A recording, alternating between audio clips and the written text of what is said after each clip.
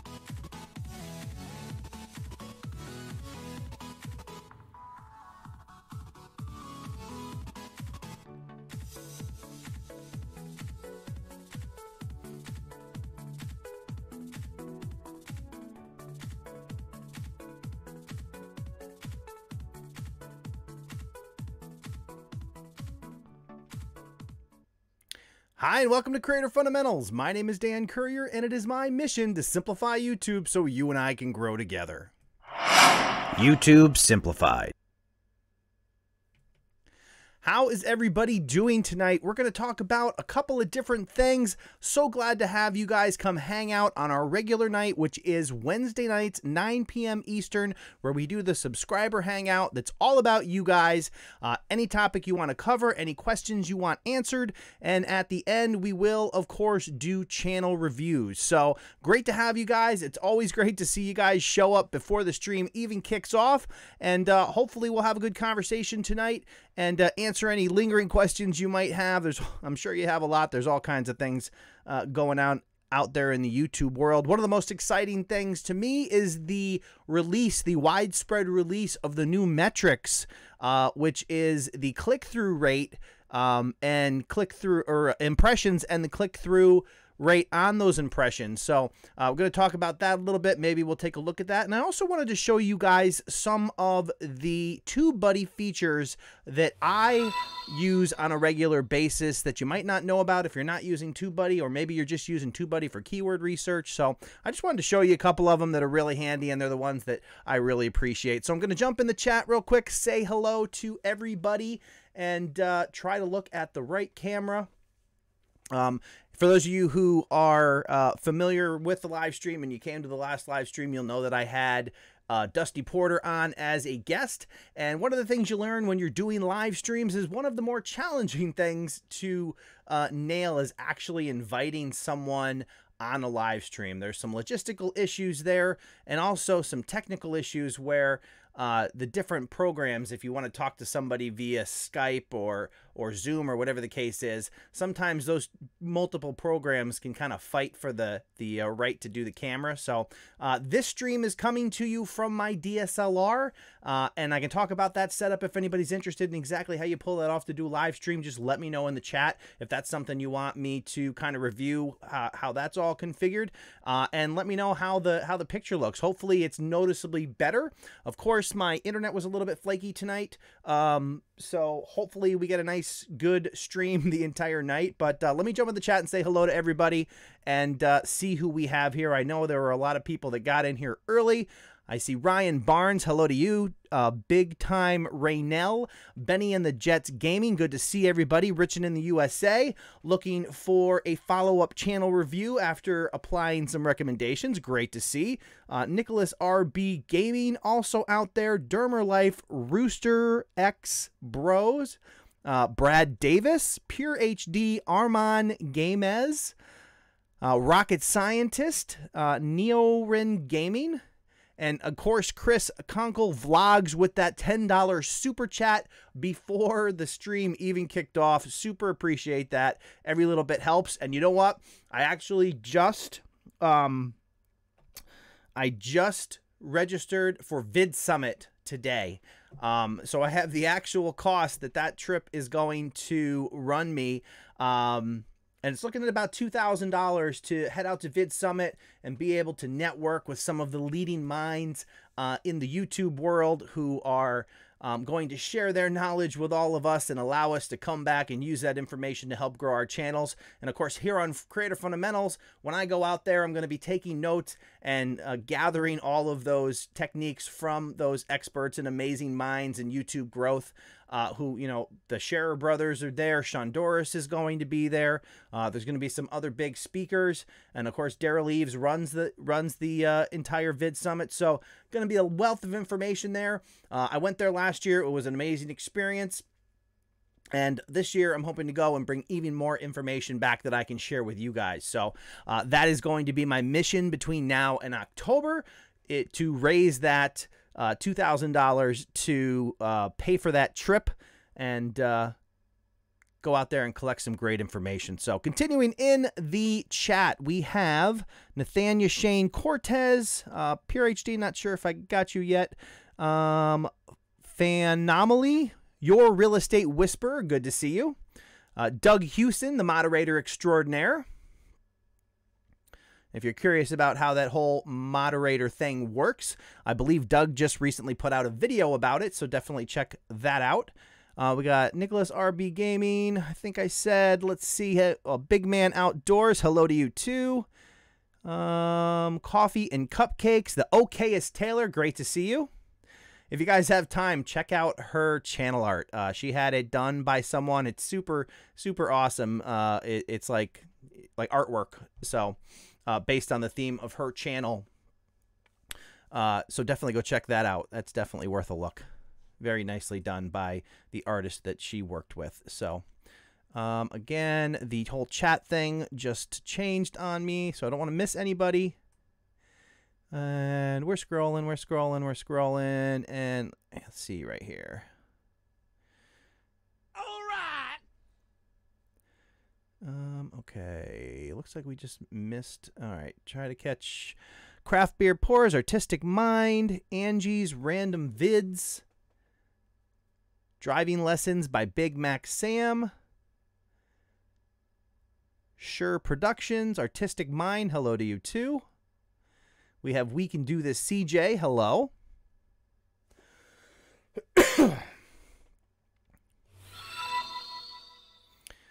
I see some questions in there. We'll hop back to those in just a moment. Make sure I get everybody here. Michael Furberger with the burger emoticon there.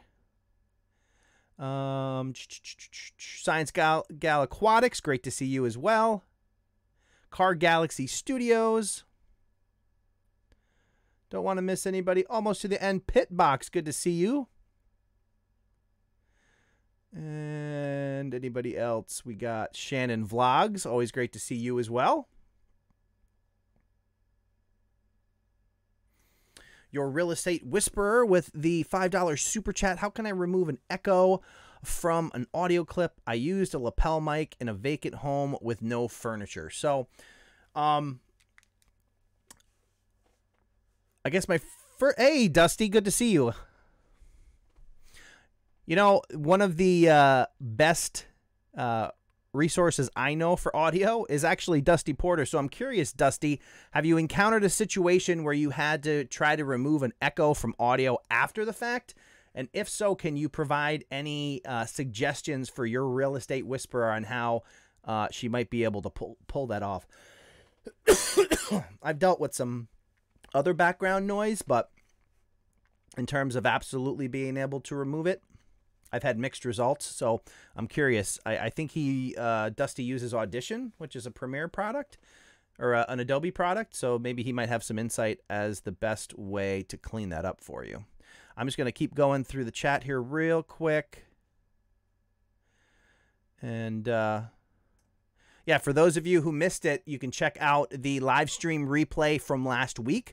Dusty was kind enough to come on the channel and hang out with us and answer some questions. We did some channel reviews, so definitely check that out when you have time. And definitely check out Dusty's channel. And don't want to miss anybody.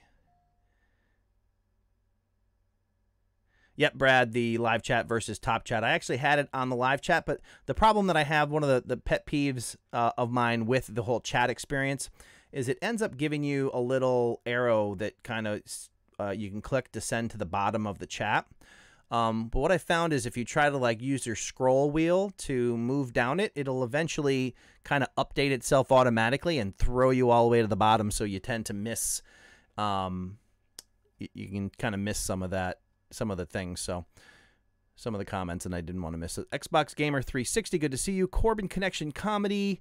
We have Superboy 13 TY. Didn't want to miss anybody. AK Boost BBQ. Alex Fishing, good to see you. Alex also just hooked himself up with his plans to head out to Vid Summit. Hopefully we will get a chance to hang out there in Los Angeles, California. And I certainly hope to see you guys out there. You know, it was one of those things last year when I went to Vid Summit, there's kind of a sticker shock when you first see how much it will cost you to head out there. But yet last year I kind of went out of my comfort zone and I said, you know what? I'm gonna do it and hope that I have big plans for my channel and I really want to grow.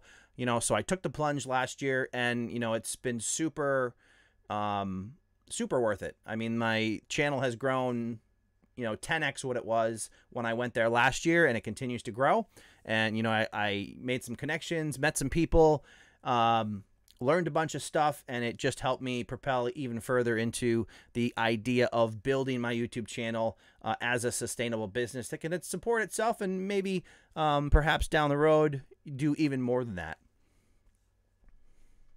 Rodney B. Hunt is also in the chat. Good to see you as well. We have DCC Train, Cryptic KX, Lady to Winner. Good to see you again as always.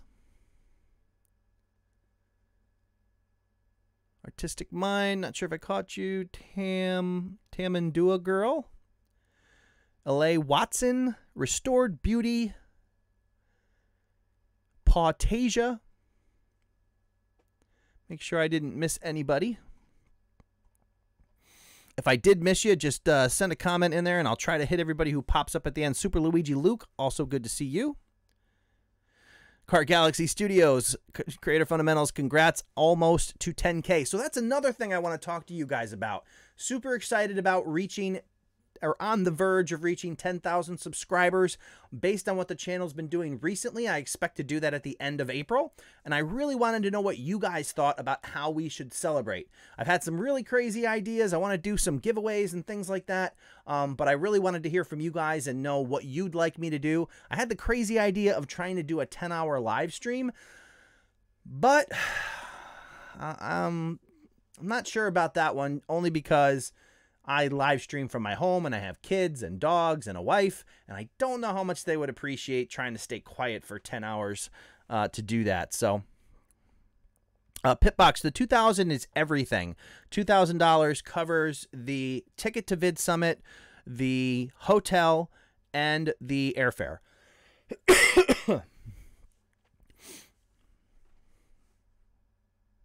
It actually comes out to like $1,800. I think it was like $1,835 is about where it comes out. But I figure with general travel expenses and stuff and any extras while I'm there, 2,000 seemed like a nice round number. So that's how I arrived at that number. Last year it was cheaper. I think the tickets for Vid Summit are a little more expensive this year, but from what I hear, they're definitely going to be worth it. And that's all I can say about that. All right. Let me scroll back up in the chat, check out what everybody has going on here. Let me try to move this chat so we can see it a little bit better and go back. I knew there were some questions in there.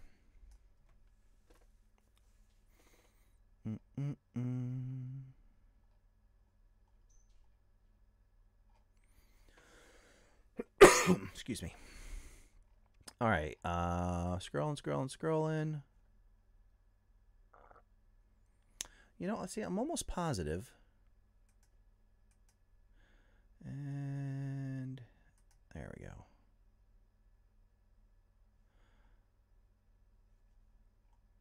That's better. Okay. I feel like it cut off. Oh,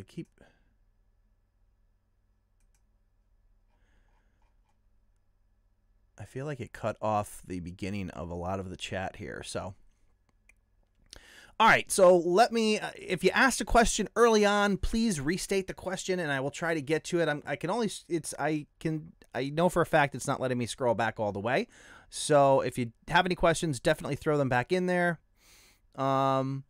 L.A. Watson, is it normal to get low retention as a new channel, considering the fact that most views aren't from the search? I guess a lot of those views are just click and goes, if that makes sense. The only reason I would say yes to that is not because the channel is new, is because new YouTubers tend to not really know all the tricks and everything, or the kind of the art of trying to keep people engaged. So in that regard, I would say, yeah, as you go along, as you grow on YouTube and you start to learn, and I mean, you know, there's channels with hundreds of thousands of subscribers that are still learning. It's a constant learning process. There's always ways to improve your content. So as you do improve your content over time, that tends to allow you, or that tends to lead to a better retention. So it doesn't surprise me that a brand new channel would have lower retention, but just the fact that the channel's new doesn't impact your retention at all. If you're creating an engaging thumbnail that gets people to click on your video, and your video delivers on the promise that the thumbnail communicated to them, and then you have good content on top of that, then you wouldn't probably get the low retention. So I wouldn't say it's uncommon, but there is obviously room to improve over time. And you know, it's the kind of, you don't know what you don't know when you first start out, and as you continue to develop your skills, your content gets better, you find ways to keep people engaged longer, and everything kind of grows from there. Douglas Bartlebaugh, hope I get a review tonight. Tried for the past 3 weeks. All right, you know what I'll do? I will pop up your channel in the background, and when we get to channel reviews, I will make sure I get to you, provided your channel is cool. All right. Interesting that you are actually live right now. The only thing I will say, at the time that I do channel reviews, I will kind of do a roll call to make sure that you're in the live stream, because I do want to be able to provide the channel reviews to people who are actually still in the live stream. So if you do want a channel review and you want to hang out and you requested one early, just know that you need to be in the chat at the time that I actually do the channel reviews. I definitely want to reward the people that hang out, and not those that just stop in and say, hey, I want a channel review, and then leave and then catch it on the replay. So we will definitely do some channel reviews for anybody who is interested, and I'll do that based on who hangs out at the time that we get to it. All right, let's see here. Scrolling down, checking out the questions, trying to catch everything from the top.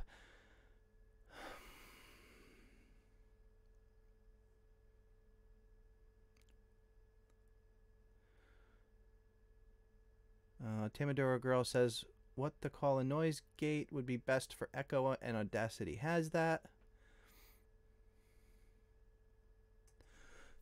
All right.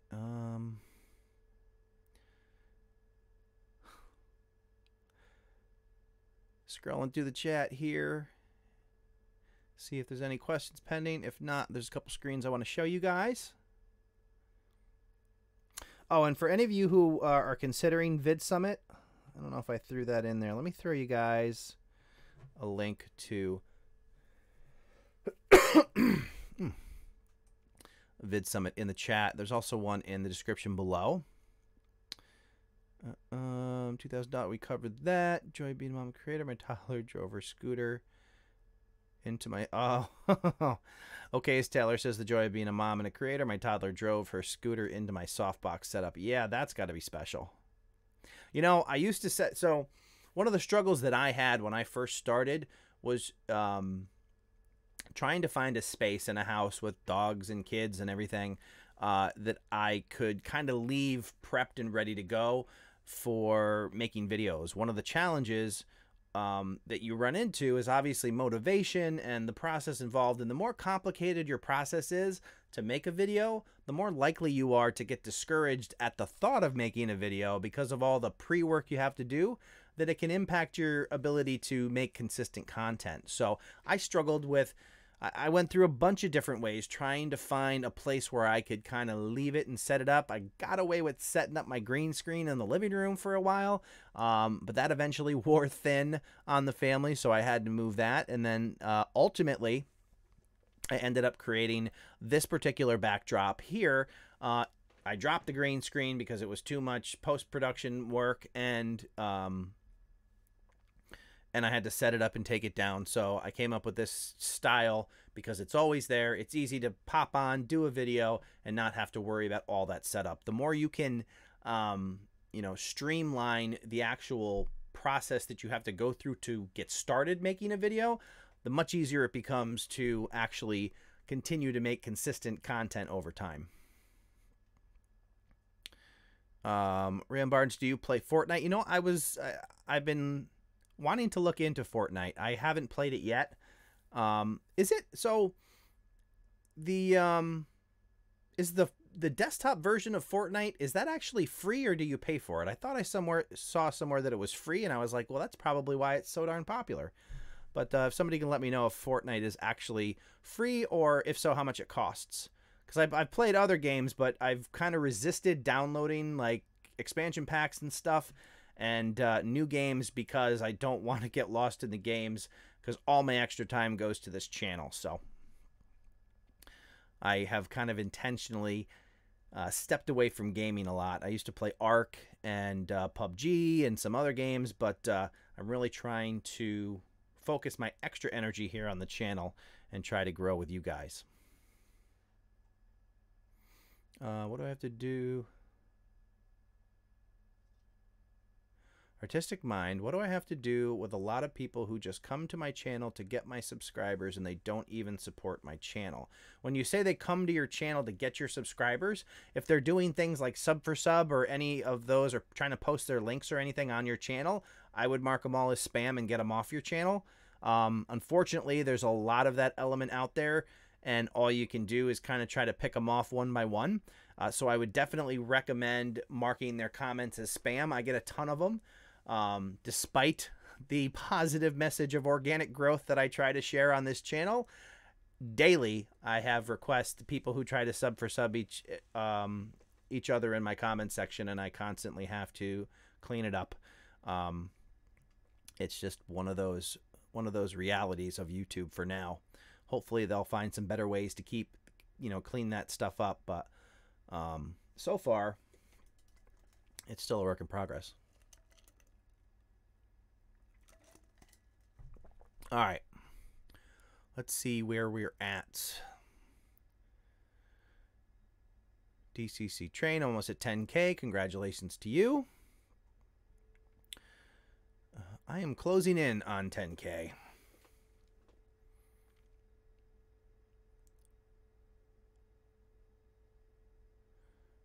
Oh, it just refreshed again. Let's see where we're at here.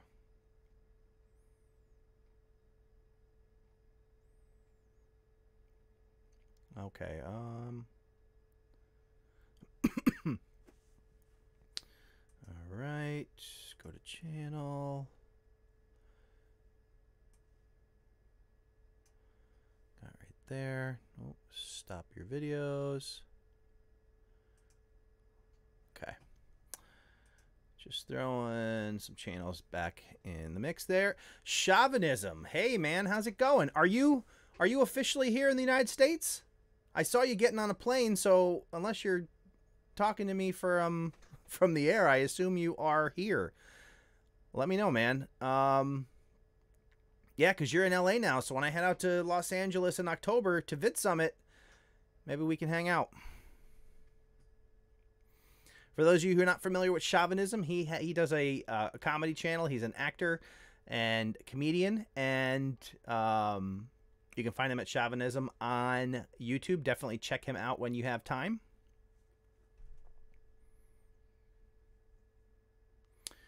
All right. I feel like I missed some people here because it kind of jumped forward.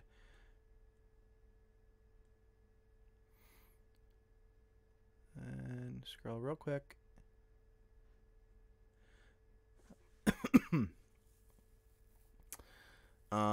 How about best of creator fundamentals plus random guest appearances over video call? That's one idea. Yeah, I kind of like that. I'd like to bring in kind of the people who were involved in the growth, and the people that I met when I first got into growth on YouTube, and try to get, bring them in to kind of join in on the fun. I'm assuming it's going to end up being a longer live stream than normal for that reason. But yeah, I definitely want to have some guests that I can pop in, allow them to kind of, promote their channel a little bit for as much as that's worth. Rodney B. Hunt, have you checked out your click-through rate data? Yes, I have, and I'll probably bring that up at some point, and we can take a look at that to a certain degree. But yeah, I haven't really processed it all. I did look at a couple videos. to see what they were at. So we will talk about that too. Let me just take a peek here at something. Okay, we'll throw that one over there. All right, and bring this back to front. All right. How about you, Rodney? Have you checked your click-through rate data? How's it looking for you?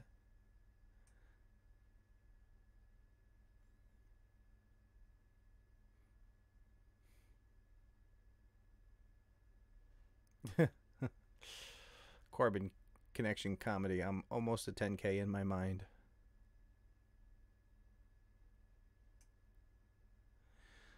DCC train question. So what happens after I get to 10K? I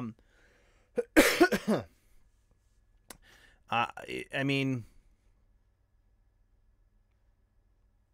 is there something specifically you're looking for at 10K? One of the things that you can do at 10K is, I believe it's called, is it Grapevine? YouTube owns a website that is dedicated to helping creators meet up with brand deals. I think it's called Grapevine. But you need at least 10,000 subscribers to join that. So that's something that you can take a look at once you reach the 10,000 subscriber mark and see if there's some opportunities there for you to work with brands and try to set up some brand deals. So, or sponsorships, that kind of thing. Definitely worth checking out.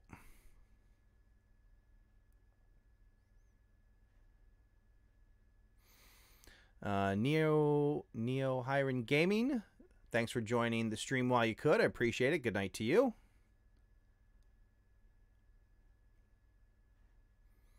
All right, scroll. Let me try to catch up. When and where is the event in October? So the event in October, it's called Vid Summit. It's at the Westin Hotel in Los Angeles, California, October 9th through October 12th.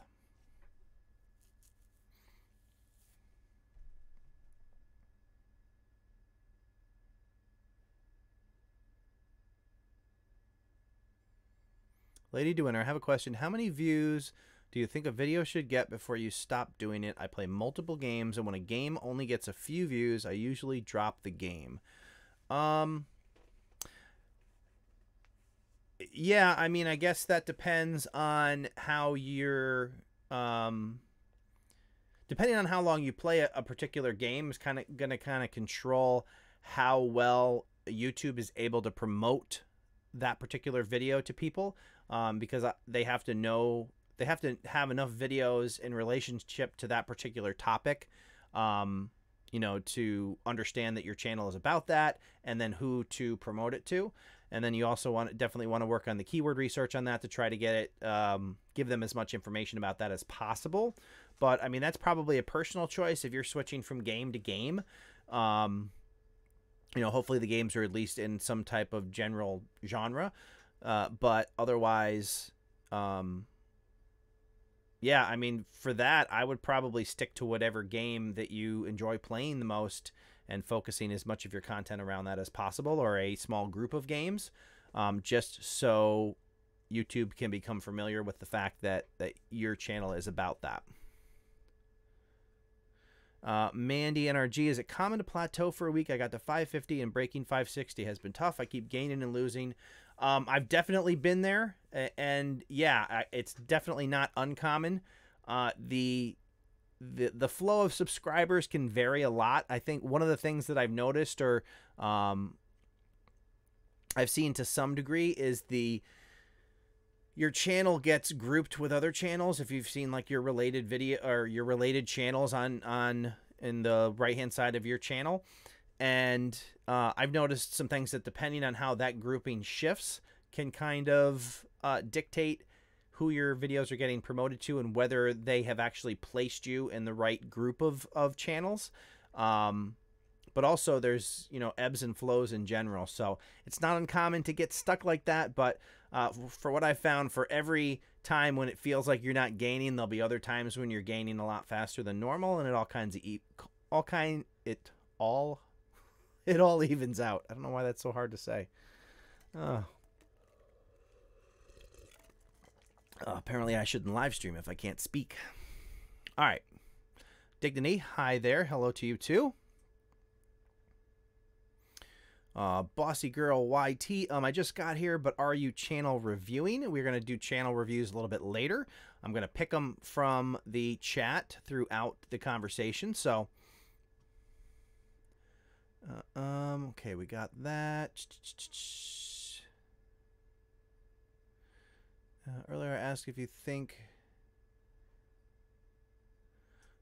Artistic Mind, earlier I asked if you think having a donation link is a good idea.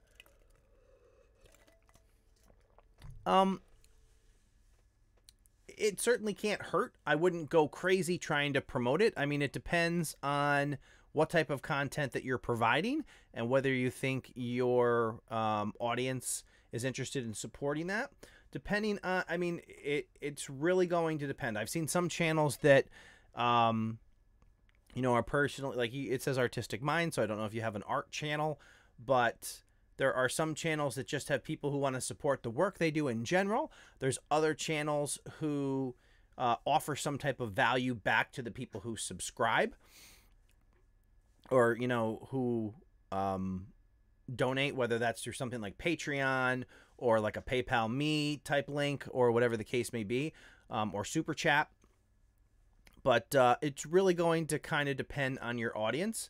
If you're hesitating, I would just start by putting it in the description of your videos. Say, hey, if you'd like to support the channel, you know, start including it there and see if you get any traction that way. Maybe mention it occasionally in your videos or live streams or whatever your particular schedule is, and just see how people respond.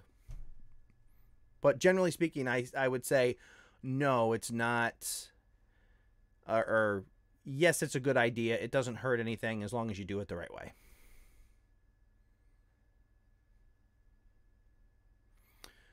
Oh, I see a bunch of requests for channel reviews. Unfortunately, I won't be able to do every single request. I will try to do as much as possible, or as many as possible. Again, with that whole English thing. All right, let's see here. Trying to catch up here. Big Man Outdoors merch. Who would you look at to get doing it? So the great thing about merch is there's a number of opportunities out there where you can set up merch with no upfront costs. You can try to get an account with Merch by Amazon. You can also use Spreadshirt. And again, those structures build in the profit for the third-party merch manufacturer into the cost of each item. So there's no upfront setup costs or anything like that. And they get paid when you get paid. So it works out well. Cafe Press is also something that has a ton of products, and you can actually upload a logo and it'll apply them to all the products, and you can sell everything. I mean, Cafe Press has a ton of different products. I mean, literally everything from like a king-size bedspread down to a sippy cup for a baby. I mean, they have all kinds of things, and you can upload multiple logos. It'll automatically display them as they were applied on the different products, and you can kind of resize them and do that kind of stuff. I know on YouTube, Spreadshirt seems to be a really popular one, as well as Merch by Amazon. So those are, I've used all three of those, so those would be the ones that I would direct you in that regard. All right. Trying to get down to the bottom here of this chat. Zingcat, good to see you as well. Selena Plays, how are you? See Zingcat asking chauvinism as I did, if he is in LA now.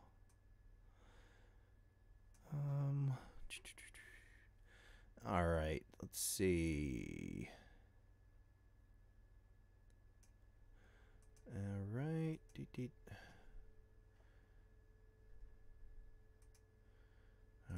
Okay.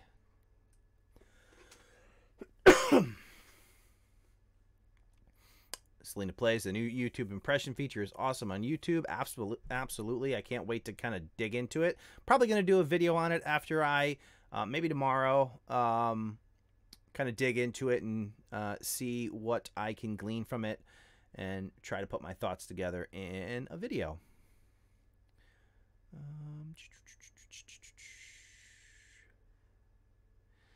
How much is a pillow behind? So if you're talking, how much did I pay for the pillow behind me? That one, that's actually not Cafe Press. I want to say that was something that I just did for me personally. It's not like a merch item, because quite honestly, I didn't think, and I still don't think anybody would want a pillow with my face on it. I think I actually did that through like Personalization Mall or somewhere. They were having, it was like a photo pillow that they were doing a discount on, and so instead of uploading a photo, I made a graphic using GIMP, and then I uploaded that as the photo, and that's what it looked like. So I think that was like, I don't know, $20, I believe. You use Adobe Premiere Elements, and there is a remove echo feature on there that works pretty well. Yeah, I used Filmora before I used Premiere Pro, and some other things, and audio is certainly not my strong point in terms of techniques and tricks to actually tweak audio. What I've tried to do is I focused on making my audio better on the front end, because I haven't had a ton of success with trying to make it sound the way I want it to in post-production. So, you know, I've done different things like my choice of mics here, and when I do my actual videos, you know, my talking head videos, where I share information with you guys, some of the things I have an external mic, and I also have an external mic stand. So instead of having my Rode mic on top of the camera, it's now just out of view, but really close to my face. So I pick up my voice and nothing else, and no background buzz or anything like that. So my approach to compensate for my lack of experience with tweaking audio after the fact is to do my best to get a good recording on the front end. So, and I've also done it with some of the equipment. Let me know if the audio, that looks like it's peaking. Yeah, we'll see. I had a power outage, and I think, let me lower that volume on the mic just a little bit, because everything reset when the power went out. The power has gone out like 3 times in the past week due to storms and other things. Oh, all right.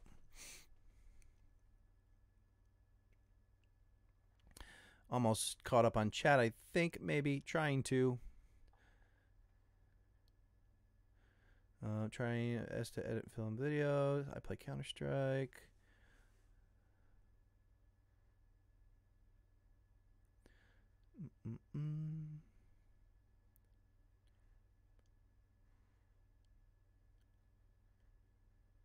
Editing time, yep, that's where the time gets sucked up for sure. Yeah, I mean, that's probably the longest part of my process is editing. Even that I've tried to streamline in a number of different ways. You know, one of the things, one of the most time-saving changes that I made to actually recording the video that helps me edit faster is I used to come up with bullet points, and I would record each bullet point separately. And then I would grab all the video chunks, and I would throw them into my editing software, and then try to trim each one and put them together. What I do now is I just leave the camera rolling, and when I mess up, I just mess up and then keep going so I end up with one video clip at the end, unless it's over like 2 gigs, and then the camera automatically splits it. But it's a lot less to deal with once I get into editing, where I can just drop that one clip in, you know, and it gives you the little the view of the audio, so you can kind of see where the dead spots are, and you can trim everything out and tweak it and try to you know, get the transitions that you want on the audio as well. And it saved me a ton of time.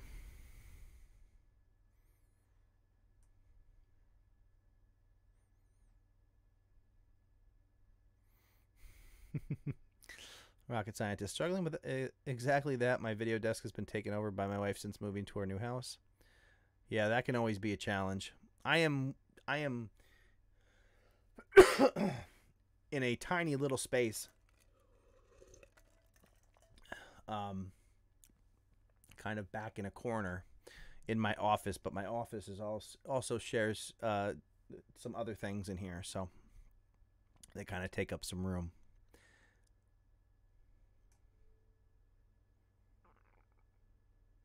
Car Galaxy Studios, I hear you about studio space. Also letting take down every time you need to reshoot in another location. Looking forward to dedicated studio someday.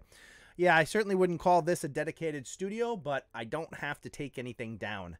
I have my desk set up, which if you haven't seen it, I think I recently posted a picture on Instagram of what my desk looks like with I have two 32-inch monitors in front of me. I got the DSLR above the filming above those, and then I have my condenser mic into my H4n Pro audio interface to my left, and my Stream Deck in front of me, so we are good to go. Rocket scientist, and I don't dare to make an issue of it. Well, that's a smart man. Happy life, happy wife, happy life, so they say. All right, here, let's see. Trying to scroll down. Oh, I think I'm way behind on chat. Let me go all the way down. There we go.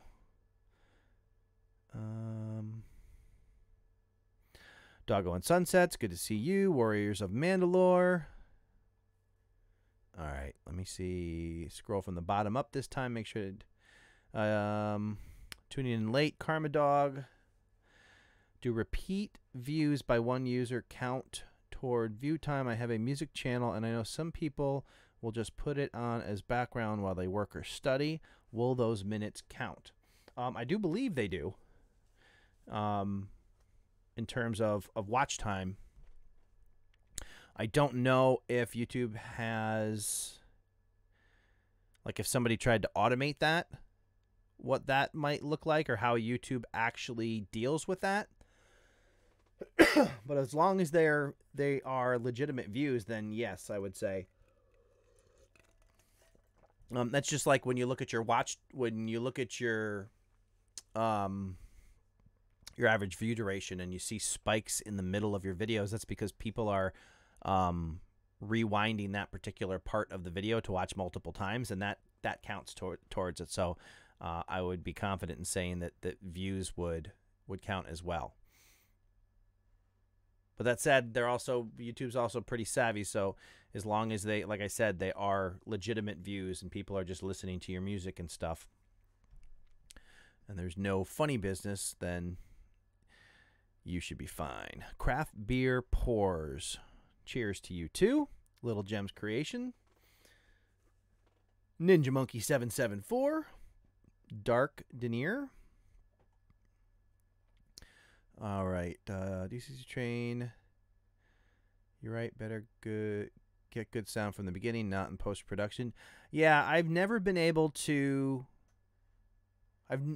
Jay Malone in the chat. Good to see you, man. Thanks for coming and hanging out. I appreciate you stopping by. So, yeah, I've never been able to address issues on post-production as well as I've been able to shore up the whole process on the front end.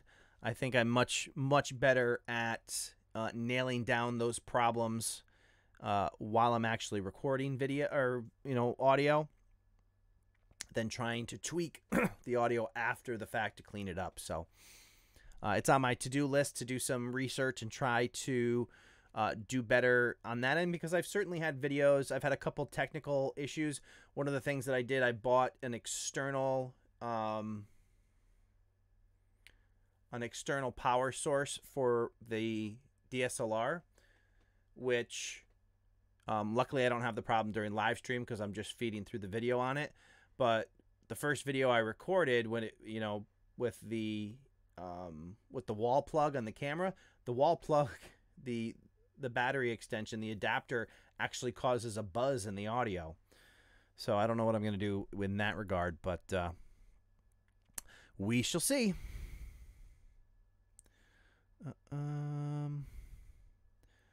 Couponer from Brooklyn, good to see you. Leadership with Mike, how you doing? Jay Malone in the chat saying hello to everybody. Good to see you. Glad you stopped by. Try to get current here.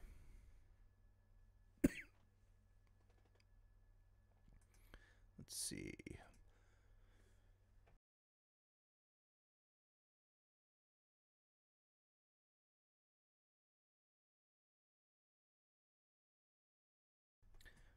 Alrighty. All right, so one of the things I wanted to talk or show you guys. Ready, set, Bo, good to see you as well. Super Ghost God Real, hello to you too. All right, let me pull that up. I see some changes there on Pitt Box. We're going to put you up there with those channel reviews as well.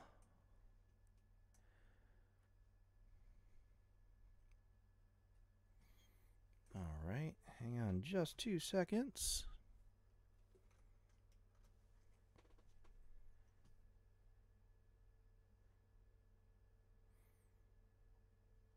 All righty.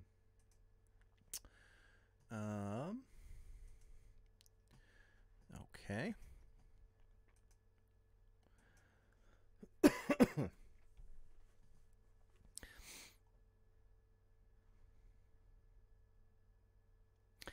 Harry Heathen, when do you do channel reviews? Usually at this time.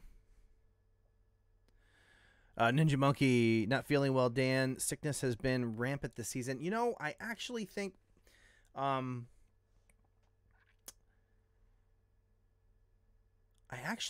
having dust allergies more so this season than I've had in previous seasons. I mean, I've always known I'm allergic to it, but it seems to be, it just comes and goes. It's not like I don't have a cold or anything. But I think I have to do a major spring cleaning as soon as it stops being winter in the middle of April here in upstate New York, and really kind of go through and try to clean everything as much as possible, because there's a couple places. It's here at when I sit down at my desk here and when I sit down at my desk at work are the two places where I get the tickle in the back of my throat.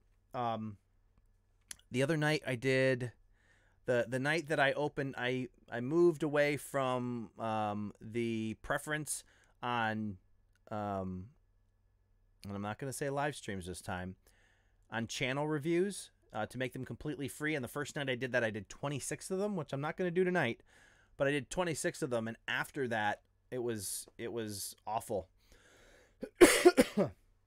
And dust allergies kind of give you it kind of has like an asthma effect. You kind of get wheezy and stuff. So hopefully we'll power through tonight. One of the things I did to fix that is I used to have I have two 32-inch monitors that I work off of, and they used to be sitting on the desk, which kind of made it hard to clean around them and behind them. So I actually replaced it. I got one of those monitor stands that actually has the dual arms that raise them up off of the countertop, so I could clean and kind of make sure that no dust settles anywhere. And that has helped me kind of make this a little bit better. Although today, just a little teeny tiny tickle. Richard in the USA, what type of work do you do at your day job? I work for an e-discovery software company. E-discovery is basically when a big lawsuit happens, the companies or the parties involved need to collect a bunch of electronic documents and kind of sort through them and figure out exactly which of them are important for their case, whether they're trying to defend themselves or whether they're trying to make a case against somebody else. And I work for a software company that handles that process. So e-discovery, it basically takes millions and millions of documents and helps the people involved in the case find the ones that are relevant. And I work in a Oracle SQL database environment. That's what I do at my day job for now.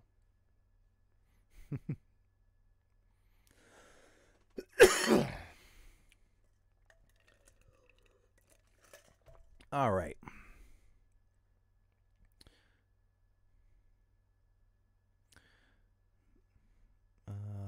Lookout BA, did you see my comment? Always better to restate your comment rather than asking if I saw a comment, because if I didn't react to the comment, I probably didn't see it. Oh, Lookout BA, if you see my comments, can you add me on my YouTube channel? What do you mean add? Can you add me on my YouTube channel, please? What do you mean? Is that a channel review request? Here.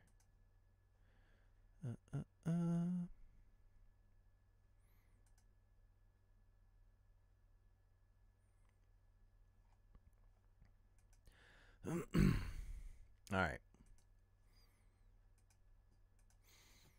Let me know what you were looking for there, because I did take a peek at your channel just now. And I think you should make some content, get some content up on your channel, and then request a channel review. I see you have the one welcome video there, but I also see that like your about section isn't filled out and stuff. So try to get your about section filled out and think about what your channel is actually going to be focused on. And once you do all that and you're able to make a few videos on that topic, then we can definitely check out channel reviews. Justin Bennett, how you doing? Good to see you.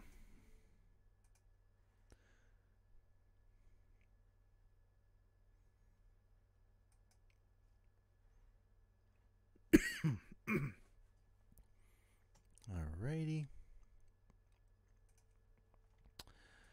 And okay, so sure I didn't miss anybody here.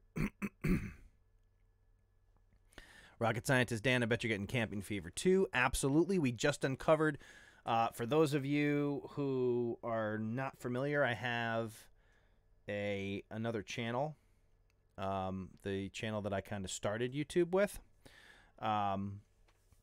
which is called The Average Dan. It started out kind of like a general how-to channel, and I've recently tried to focus it and build a community around RV camping. So we just actually uncovered our camper for the season, even though I was wearing a winter jacket when we did it. But it's one step closer to actually being able to get out and spend some time in hopefully the warm outdoors. Because here we are in the middle of April, and it's still freezing. There was frost on my car this morning, so.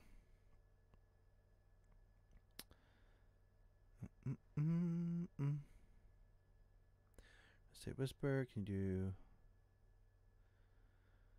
I do like watching reviews because I often see mistakes I make as well.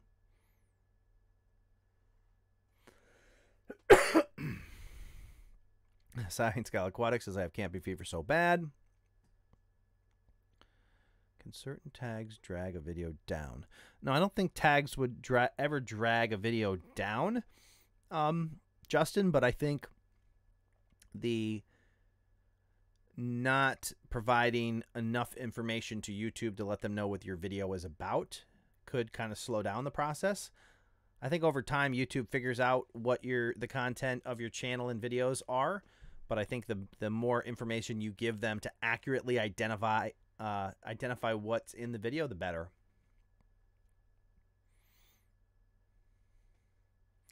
Oh, we can do this. CJ, I hate camping. I always get bitten by mosquitoes. Yeah, luckily they make spray for that, but around here the mosquitoes are pretty bad. Ready, Set, Bo, Dan's second channel is really good. Thank you. I appreciate that. All right. I love that my channel review, but it may be too small. Definitely not too small to do a channel review. So here's the thing about channel reviews. Has nothing to do with what your channel is size-wise, but what I do recommend is that you try, instead of, if you haven't done any research, if you haven't spent some time watching videos trying to learn what works and what doesn't on your channel, then I probably wouldn't request a channel review until you've done that. Unfortunately, a channel review is not going to be some magic bullet that suddenly makes your channel get a bunch of views and subscribers and everything like that. It really does take some work and effort to put those things in place over time that are effective on YouTube. So what I do recommend is watching some videos, trying to implement some best practices on your channel. And at some point down the road, when you think that you have done that, you can get a channel review to kind of get some feedback or a second opinion on how the stuff that you've done is perceived by other people.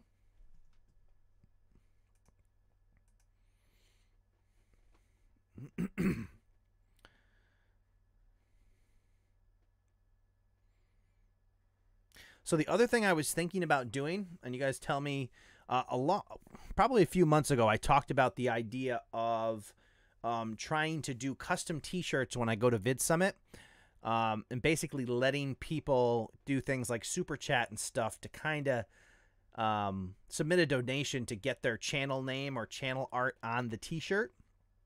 And I've been wondering about that and trying to figure out a good way to do that. Chris Conkle Vlogs again with the super chat. Thank you so much. Danny message is great. Organic growth, grow together. If you ever open your Patreon to more channels, let me know. So if you're interested, Chris, in the thing that I opened up to 5 channels, there are other levels on the Patreon that you can do. And I may expand that at some point. That's just an opportunity to get more availability. There is a Discord that is specific to Patreon or patrons that I always hit first and try to cover any questions or anything that happens in that particular Discord chat room. So yeah, I mean, if anybody is interested in that, what I wanted to do, the reason I started that with 5 channels is to try to get a sense, because I wanted to make sure that everybody got the attention that they wanted, you know, and that there wasn't so many channels that I wasn't able to actually provide that to people. So that is definitely something that can be done. Hang on 1 second here.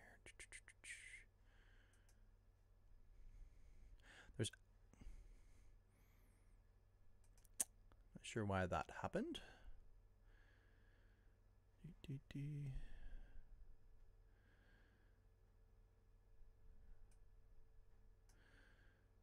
Bear with me just a moment.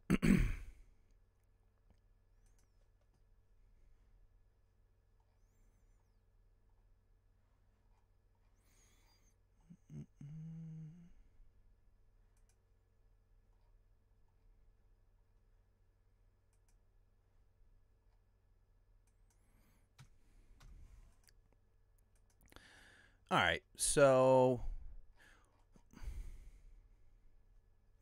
I have this thing on Patreon that I call the Creator Crew. Like I said, it's the top level on Patreon, where I basically make myself as available as possible to anybody who has specific questions about their channel that they want answered.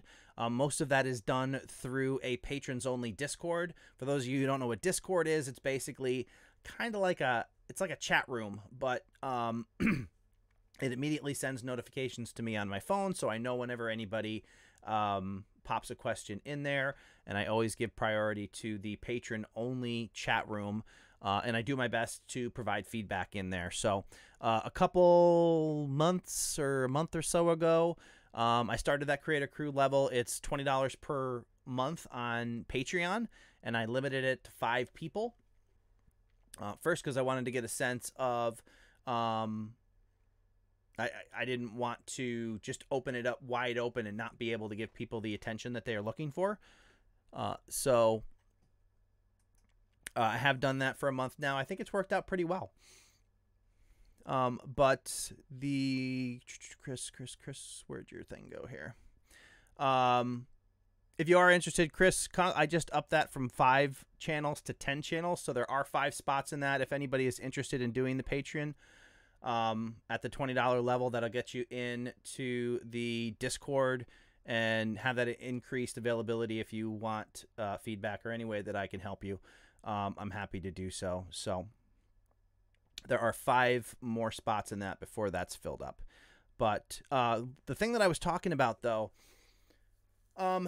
is I wanted to kind of find a fun way to try to raise money for Vid Summit and also try to give some exposure to some other channels. And I've been trying to figure out a good way to do like custom t-shirts that maybe display some channel names. The problems with that, if I wanted to do like your full channel art and try to give you some exposure on the t-shirt that I would wear while I was at Vid Summit, if I do the full channel art, I can only do so many channels. And obviously, I can't, you don't want to spend a ton of money, you know, to get your channel on a t-shirt. So then I thought, okay, well, how about just channel names?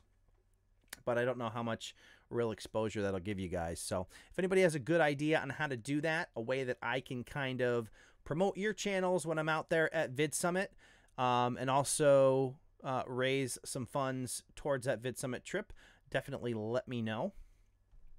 I am open to ideas on that, and I want it to be something that's beneficial to all of us. Obviously, I got to be able to print the t-shirts and still promote you and be able to put some of that money to the actual trip.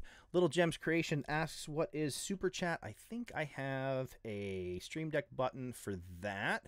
I just threw that up there. That explains what Super Chat is. Super Chat is a way to basically contribute to a creator. And what it does is when you donate the money, it allows you, it takes your comment in chat and it pins it to the top of the chat. And then depending on how much, and then you're allowed to, you know, obviously make a comment with your Super Chat donation, but it also, based on how much you donate, determines how long that comment stays at the top. It changes a different color and displays for everybody. Kind of gives you an opportunity to jump to the top of the list and stuff. So that's cool. All right. Back in the chat.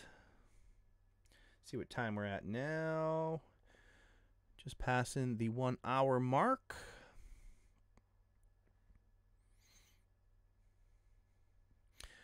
Just Newbit, starting my channel, editing my first video. You have been a big help to me so far. I've watched so many of your videos. Thank you so much. I appreciate it.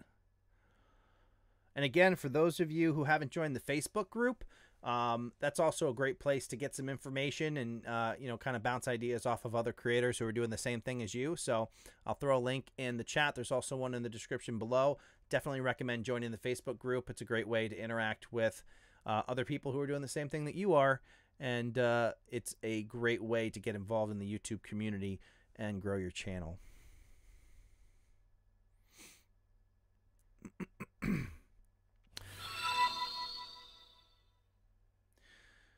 All right. Leadership with Mike, got to run. Good to see you. Thanks for coming and hanging out on the stream tonight. I appreciate it. Let's see here.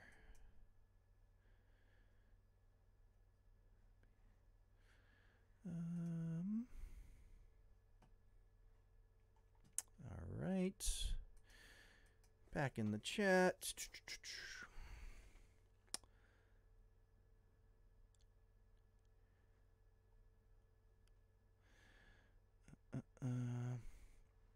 Hey, for everybody in the chat, if you use TubeBuddy currently, type a 1. If you don't use TubeBuddy or you don't know what TubeBuddy is, type a 2. I'm curious to see how many of you guys are actually using it. Because I had a couple screens I wanted to show you from TubeBuddy, and I'm curious to see where everybody is on that. Little Gem says make t-shirts with Vistaprint. Cool. 4 a.m. here. Aquarium Sunshine Valley. Good to see you. 15 minutes tops left to go to work, so I stopped to see a little bit of the live stream. Thank you so much. I appreciate it.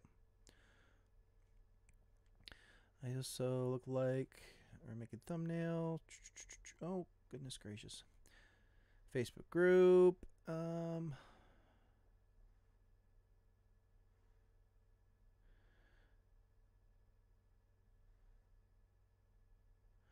Pelton says, I hope to train my cat to be a Doug. If you can train your cat to be a moderator, then that's pretty good. Justin Bennett, what's your other channel name? My other channel's name is The Average Dan.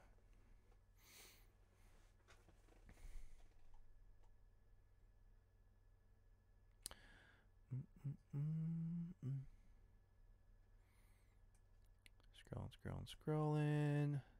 So we have some people who definitely use TubeBuddy. Good, because I wanted to... Rocket Scientist, yes and no. That was a good mix out there. Steely Penguin, hello to you too. So we have a lot of... I see decent amount of yeses and kind of a handful of no's. Pautesia with a crazy looking one. Oh, that must have been like an emoticon or an icon here. And Morning Fame. All right, so I want to show you guys real quick. Users. Good. So, for one thing, this is the perfect transition to remind you that this live stream is sponsored by TubeBuddy. For those of you who are not familiar with TubeBuddy, TubeBuddy is the #1 browser plugin for managing and growing your YouTube channel. It's available to download for free, and there's a link in the description below. I can also throw a link in the chat here as well. But I just wanted to show you guys a couple screens for people who are using TubeBuddy, and even those who don't. I wanted to see if you guys were familiar with some of the screens that I actually use. Or that I find kind of helpful. Let's see here.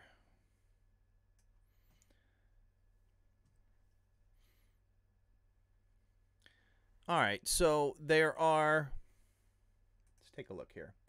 So the one screen that I always tend to check in on is the health report. It kind of gives you a high-level view of what's going on your channel.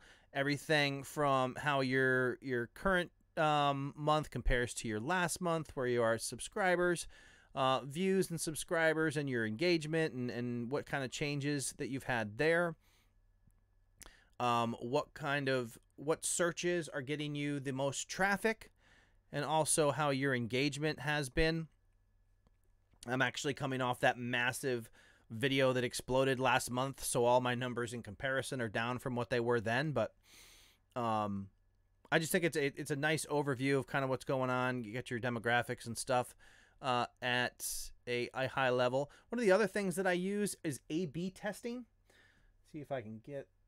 You can kind of see what's going on there. So A/B testing basically allows you to take a single video and try out 2 different thumbnails on it. So you can basically... what it does is, so you start out, you have your original thumbnail, and then you have your variation, and you upload the variation when you start the A/B testing, and then you pick so many days. It's typically an even number of days. It might even require you to be an even number of days. And what it does is each day it alternates the thumbnail, and then it provides you with data after the fact to say, okay, well, your original one in the same amount of days did so many views, your variation did this, and then it does that in a number of different areas, how much engagement, how many subs were gained. And let me see if I can get that. Oh, let's clean that up. I'll squeeze that over a little bit more here. All right. So it'll show you the variation between, you know, the one variation got 3 subs while the other one got 1. So, and at the end, it gives you a recommendation about which thumbnail that you should actually be using. So that's one of the things that I love in TubeBuddy. It gives you that ability to, instead of thinking you know best about what thumbnail you should be using, you allow the data to help you answer that question. So that's definitely something that I have used on a number of occasions. And the other thing that I really like is this screen, which is, it's called Promo Materials. It has these quick links if you want to use them to send people to a couple different things. So you have your most recent upload. So if you share this link, like if you have Instagram and you tell people to go to your profile to check out your videos, if you use this link, it's automatically going to send them to the most recent video all the time, so you don't ever have to update the link. And a couple different things. Your most popular video, channel link page. It gives you some quick links to your most recent thing. One of the things that I like if I do my thumbnail in one place and then see if I can do this here.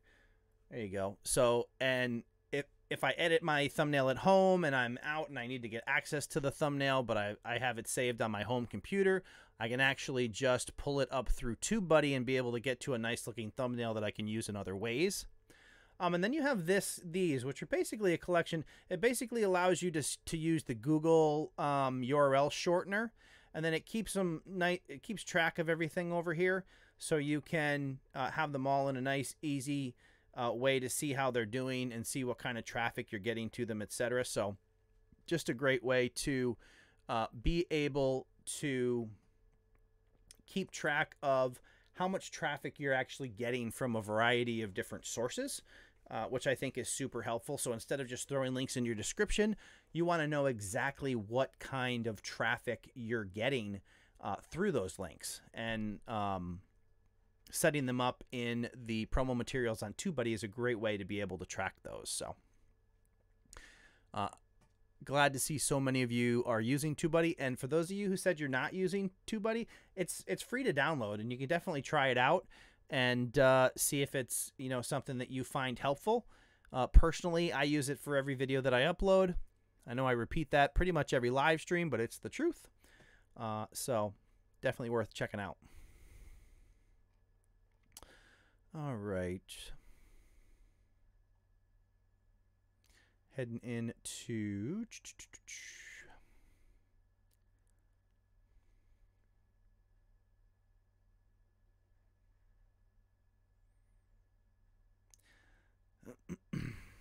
here we go. There you go, Car. You can be an official moderator now.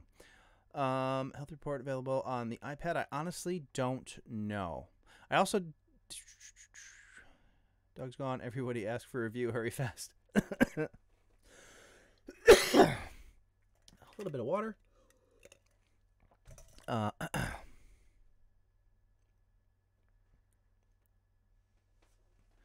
It's wrong for me to focus on views than watch time. Ultimately, watch time is the important thing on your channel that you want to be able to drive. So if you're driving views where people, disengage from your videos quickly, then you're not really helping your channel in the long run. So in that regard, I mean, I wouldn't focus on views at the expense of watch time. Put it that way.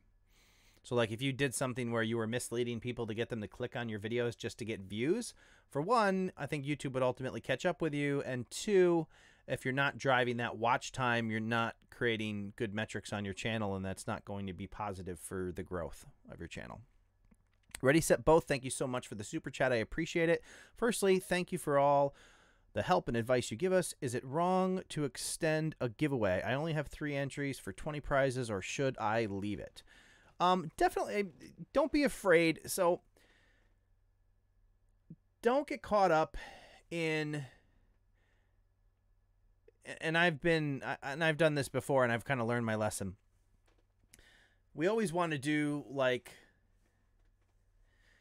whether it's, this case, I don't want to say sticking to your word, but, having the best presentation to our audience and whatnot. But at the end of the day, don't put yourself in a position where you either cost yourself money unnecessarily. One of the things I did a giveaway, and ultimately somebody won who was in the UK, and it ended up costing me like $35 to send a $15 item to them. So if you are in this situation where you tried to do a giveaway and maybe you weren't able to get it to as many people as you like, just let people know that and come up with a different way, or extend it, extend the giveaway. Obviously, with you know, you can either do that, or you can say, hey, these 3 entries, you guys all win, and try to come up with a better plan for your next giveaway. It's completely up to you, but I mean, if you think it's a positive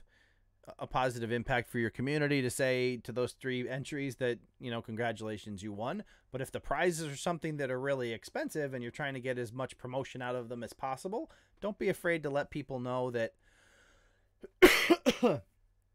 that you want to extend it. Now, I mean, the caveat to that, of course, is whether or not you I mean, you have 3 entries, so there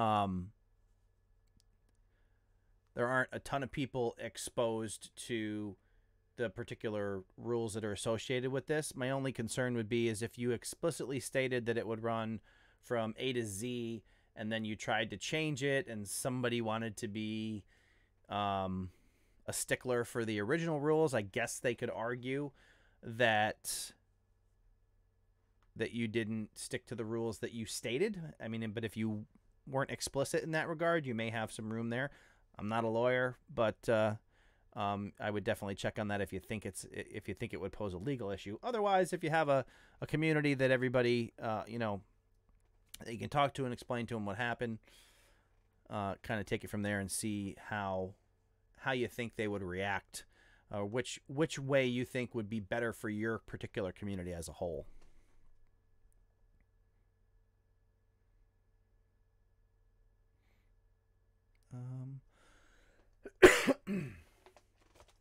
More water.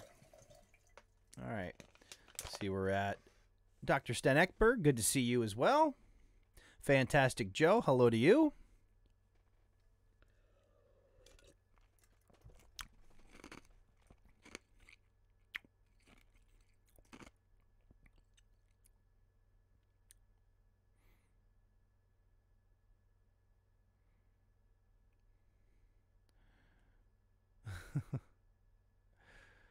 Kathy Fit, I'm so late.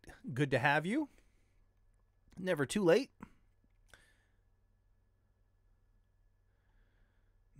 And we just did that scroll and pop. Let's see. Still learning on my channel.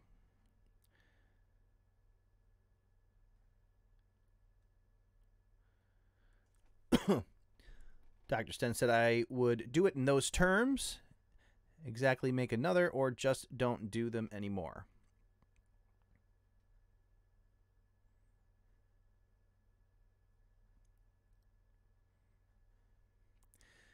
All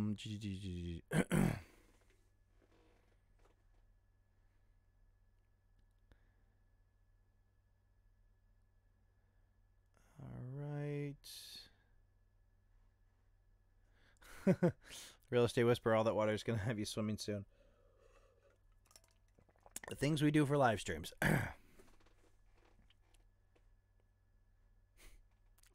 Brad Davis, Dan's thinking face. That look of consternation, yeah.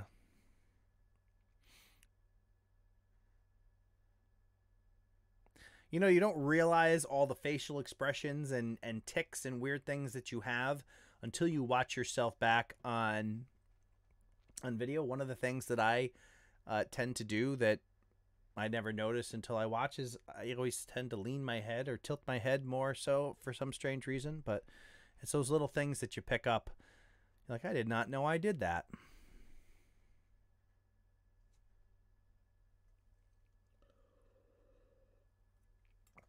So the pop filter, I used to have kind of the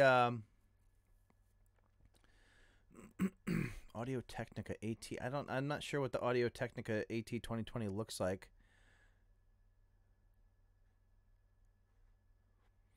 I actually just bought, if you can see,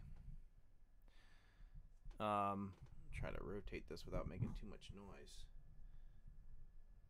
I replaced the guard that I had that was kind of like on an arm that stood out in front of my mic, and replaced it with this one, and I love this one a lot better. It's just a lot easier to deal with, and it stays where it's supposed to. So that's the one that I went with. I think Rode has one like this that they give with some of their mics. This is like a generic one that I bought on Amazon. If you're interested in something like this, let me know and I'll try to get a link and throw it to you in the chat. But Waykar Hider, hello to you. Thank you for joining the live stream. I appreciate it. Savage Scientist, Elite Jamaican official channel.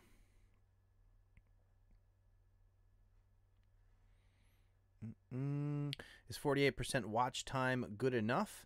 I would say that you just try to, it's going to be different for every channel. What I would suggest in terms of whether that's good enough is focus on where you are now and then try to improve it over time and think about ways that you can do that. So if your videos last month were at 35%, then yes, 48% is great.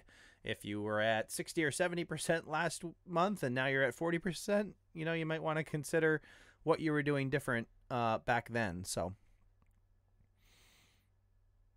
rather than your metrics in general and your analytics on YouTube should be used for comparing you to yourself rather than trying to compare yourself to other channels. Every channel's crazy, or every channel, it's crazy to try to compare the channels because every channel's different, and the the comparison game will make you crazy because you'll always see that channel that you perceive as not working as hard as you, but it's doing better than you, and vice versa. So it's just kind of setting yourself up for failure.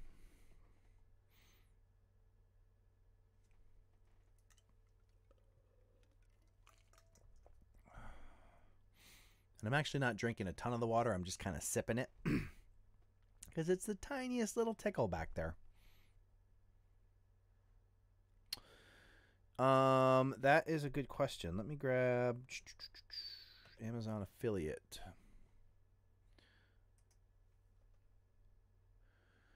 You know,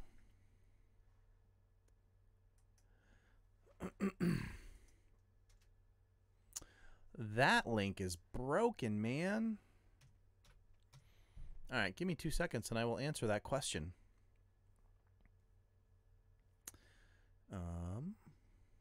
Going here.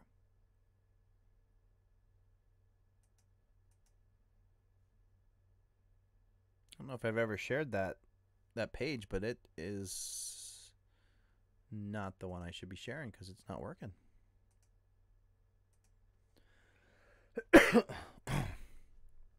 Oh, see, that's what it says.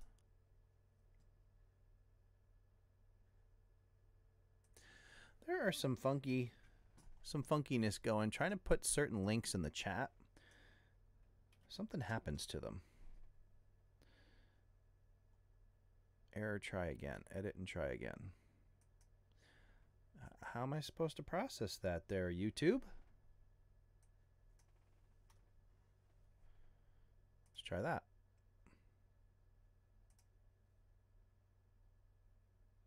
So even though I actually copy the link out of the, or copy the URL straight from my browser and paste it into the chat, it breaks and it doesn't work. So I would try, instead of going, it's amazon.com/shop/creator fundamentals. And you can see that. And what I will do for you real quick, and for those of you, all the equipment that I use are actually on that influencer page on Amazon. So if that's something that you're interested in checking out, you can certainly do that.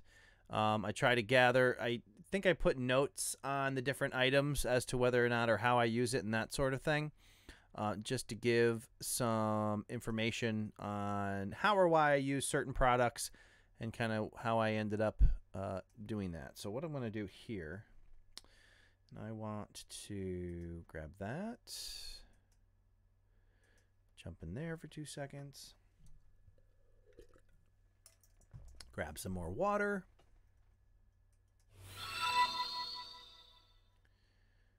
and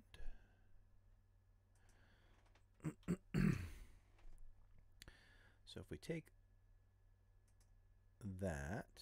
And for those of you guys who haven't tried to get the influencer page on Amazon, I would definitely recommend trying to apply for that and get that, because it's a great way to kind of share products that may be related to whatever the topic is that you're covering.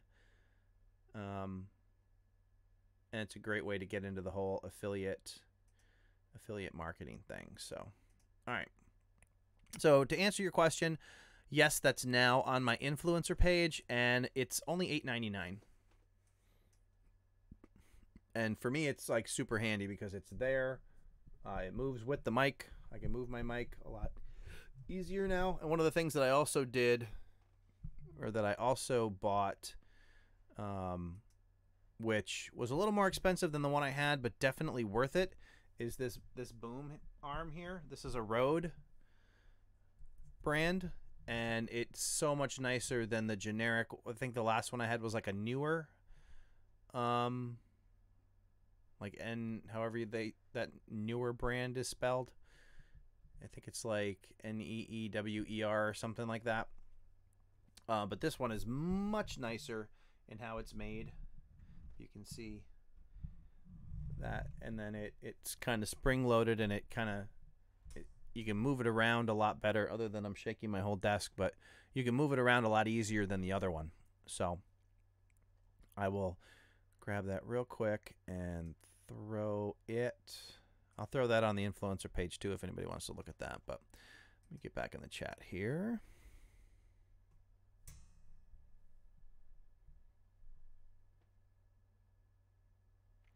It's not based on subs, Shannon.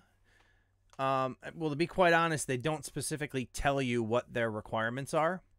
So I'm not really sure how they identify what the requirements are. I think it used to be a little harder when they first rolled it out, but then they like expanded it to a lot more people. So I would definitely try to sign up for the Amazon Associates if you haven't done that yet, and then also on the influencer program, and see how all that works out for you. Rich in the USA, don't move your mic or we can't hear you. Well, I guess that's good. Then I really have the mic dialed in to just pick up my voice and nothing else. DC Scrap and Rooster, I'm so late, but I made it. Awesome, good to have you. Bubsy Vision. Yeah, the Rode arm is, I think it was like $98. So it's a little pricey. And obviously I didn't start out with it. The other one I bought, I think, was a lot cheaper. So, all right, here. Let me see how we are doing here.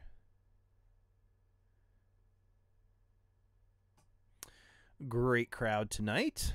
Glad that everybody came to hang out with us here on Wednesday night. For those of you who may be here for the first time, this is our normal night to hang out. This is our subscriber hangout dedicated to you guys, your questions, your channels, and just trying to share information about YouTube and give you guys an opportunity to interact with one another, and hopefully get some information that will help you grow your channels. To that end, if there's anybody in the chat that hasn't subscribed to the channel, I'd appreciate you going ahead and clicking that subscribe button and bell notification icon if you would like to receive future videos that help simplify YouTube. I don't know if you guys saw that video that was put out by Creator Insider with all the craziness of actually how often YouTube shares your videos with people who have subscribed to your channel. So you definitely want to hit that bell notification icon to get as many alerts as possible. What we learned is it's not necessarily every single video like it should be, but hopefully they will, kind of clean that up and do a better job of that. It seems like they originally said, hey, we'll let you decide if you want to receive all the notifications, and then they went, well, you guys don't really do a good job of telling us what you want, so we're still going to kind of tweak it on occasion. So they'll still step in on occasion and not show you everything based on your particular viewing history, but clicking the notification gives you the best chance of actually getting the majority of those notifications. Also, definitely click the thumbs up if you haven't done so yet. I appreciate that as well. Always good to see that engagement on the channel. Know everybody stopped by. Let's see what's going out on here.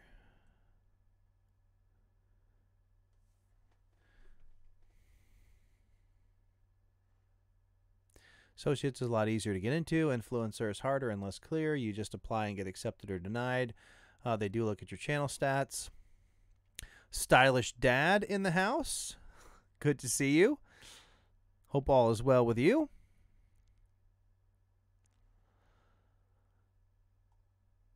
Tried to join an influencer program, but it didn't let me. How many subscribers? I honestly don't know how many subscribers I had at the time, but I know that both of the channels were under 1,000 when they were approved. So, for whatever that's worth. Elite James, thanks for all the tips. Thank you for joining the stream. I appreciate it.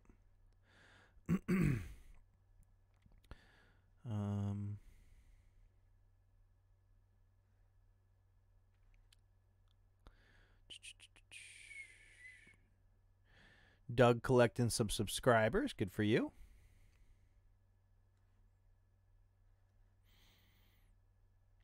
Doug with the call to action reminder. Definitely get people. Don't be afraid to ask people to subscribe to your channel and click the bell notification icon. I know I've heard some people who don't like doing that, but it absolutely helps you convert, and it lets people know that subscribing and clicking that bell is important to the channel. So if you provide it to them in that way and let them know, you know, I think the majority of your audience will be okay with that. So don't miss the opportunity to convert some subscribers just by asking people.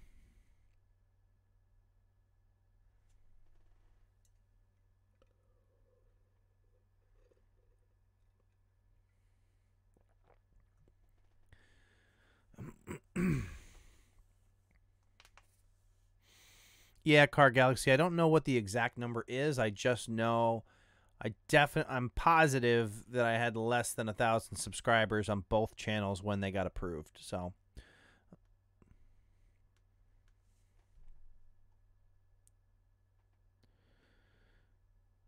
Pukatico Artisan Soap, good to see you as well. Chip faces at the start and end of my videos. I do all the call to action stuff, but hasn't helped my channel really. The one thing I would suggest is don't do a bunch of different calls to action. Don't ask them to subscribe and like and check you out on Instagram or anything else. Focus on a single action and try to do it in a way that doesn't kind of overwhelm the content that you're making. One of the things that I found is a good place to put it is what I try to do in my videos. I try to lead with the hook that basically is, this is what you're going to get out of this video. Then I do my branding, which is just my little bumper that says YouTube Simplified. And then right after that is a good place to throw in that call to action. It's actually one of the things I'm going to do is move. I do mine at the end right now. The reality is when you do it at the very end, there's a large chunk of people who don't see it because they don't make it to the end of your videos. When you have like 50% average view, then you know that there's a lot of people who are never getting to the end.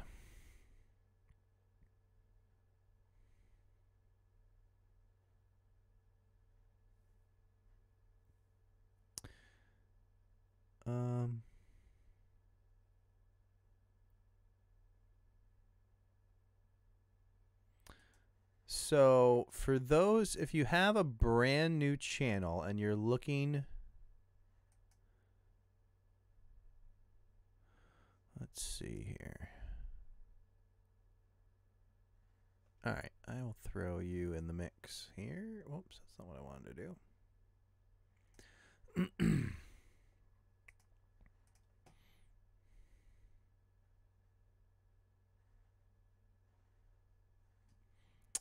I'm seeing some comments. Is the live stream glitching? I'm still getting a good reading on my end, so let me know if you guys are having hiccups in the live stream. I see a couple people who made comments. Couponer from Brooklyn says, I'm seeing him. And refresh the page.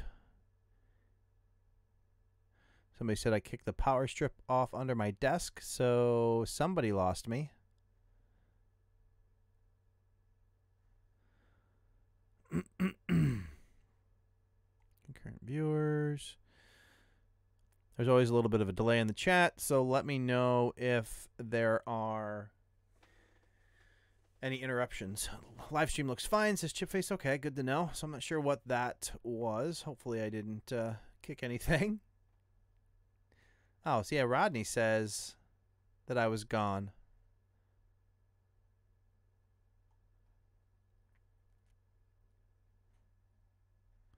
And then Doug said, whoa, what just happened? So I don't know what's going on. Let me know if... Are you still in here, Doug? Oh. Yeah, not sure what all that was. All right, good. Does sometimes, but it's doing it in other streams too. Must be a YouTube glitch. Yeah, there's been some couple days where the general live streaming thing has been kind of funky. The last few weeks, YouTube's been a little glitchy as well, so we can only do what we can do, I guess. All right, so where are we at? We're at I'm going to grab a channel to bring up, and the one that I'm going to bring up, one of the other perks of joining that Patreon is the priority on channel reviews. So this is one of my patrons, which thank you again for supporting the channel. And we are going to take a look at the Pitt Box. Let me just kind of square this up here so we get a good view, and we will go from there. All right. So here we have the Pitt Box. Branding good. The Pitt Box, obviously, it is a racing-related channel. Let's see. We have, I see a few changes that you've made. So one of the things that I think that you could benefit from, so you have your channel art, and it looks like like the wording might fit on mobile, but it's probably pretty close. Here's the other thing. Consistency in your wording. So right here where you have weekly race previews, reviews, and the occasional rant. So if you have connecting words like and maybe even the, having them lowercase is one thing, but for the other words, like race should be capitalized, occasional should be capitalized. And I think I mentioned this before. I might even consider taking that tagline and going and kind of, streamlining it even more and saying weekly race previews, reviews, and rants. You have the variety there. You don't need to tell them that the rants are occasional. And that would give you even more space there. So if you did weekly race previews, reviews, and rants, it kind of flows a little better. It's more concise in that way. The other thing that I was going to say in terms of your icon, you have that outline of you, and you're somebody who appears in your videos. So I would consider trying to get a cutout of you up into your channel art as well to kind of tie you into the branding of your channel. Let's see what our latest thumbnails are looking like. So on your latest one here, it looks like it's been a couple weeks, but let me see. Green can sometimes be a difficult color to work with. I mean, that's not too bad, but my concern is that when these get smaller, it still might be a little bit difficult to read with that color scheme. Down here, the green on the blue, that's going to get real muddy when it gets small. So you really want to have those contrasting colors. Like if you had white text on that blue, that'd probably work pretty well. Try to get those a little more opposite each other. you have consistency in keeping your face on your thumbnails, in this case most of your face, and that kind of helps get people familiar with your channel. But again, if you're going to go that route, I would try to get your face represented in your channel art as well. And also you can download GIMP, which is a free program, and you can use it to actually cut out the background around your head and then try to do a solid background and throw that on your videos as well.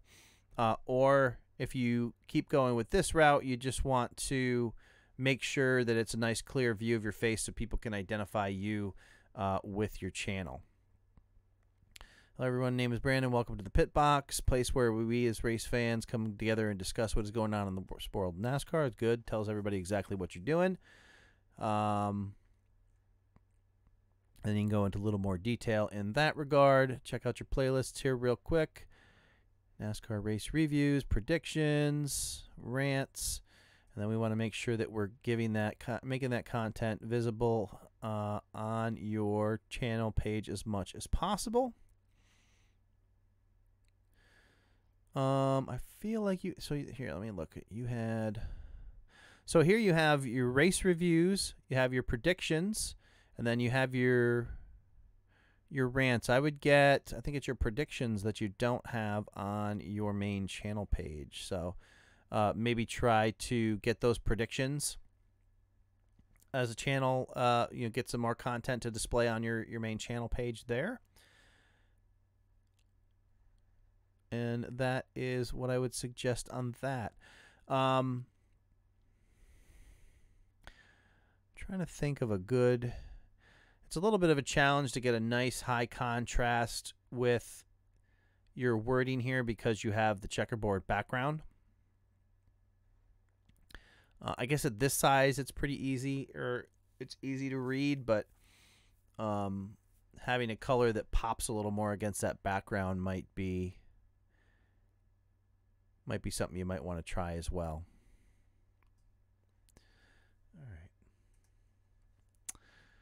All right, I'm going to jump back in the chat. We're going to update that.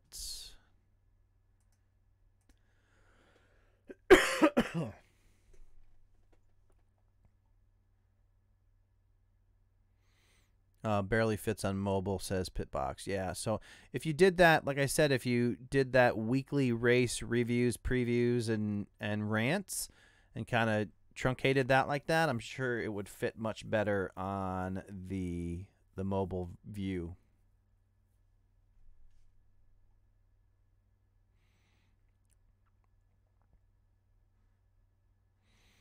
And just taking a look at some other feedback, we have clashing colors. Yeah, some of the, like the blues and the greens are kind of a hard color scheme to work with.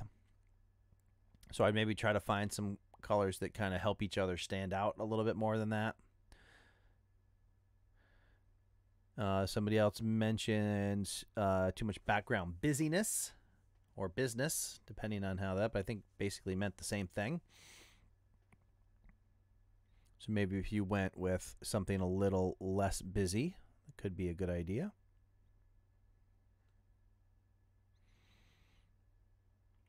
Car Galaxy says it's a bit hard to see because of the checkered flag. This is true. Maybe trying to do a more faded checkered flag in the background might help you to create the text that pops. Bubsy Vision. Dan, are you happy? Generally, yes.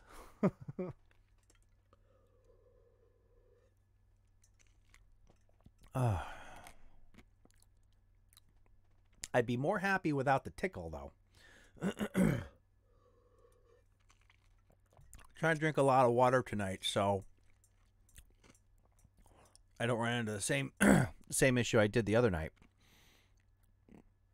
Because by the end of that live stream, it was 3 hours and some odd minutes. It was rough. But cool, yes, and definitely if you have any questions, Brandon, on what we talked about, just shoot them in the patron chat room on Discord, and I will answer them as quickly as possible.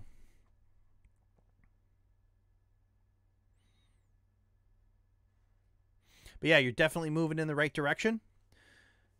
And you just keep making tweaks, and eventually you'll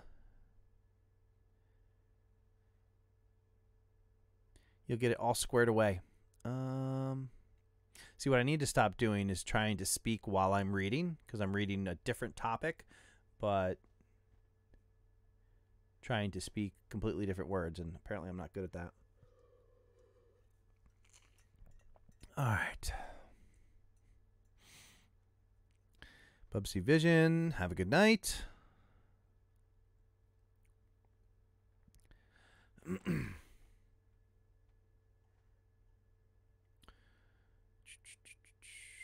Scrolling.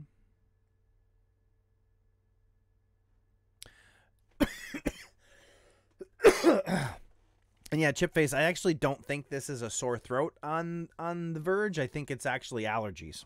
So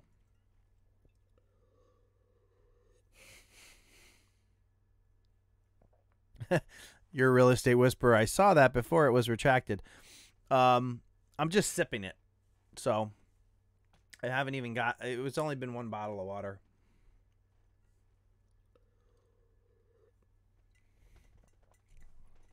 I do have a second bottle, though, on standby.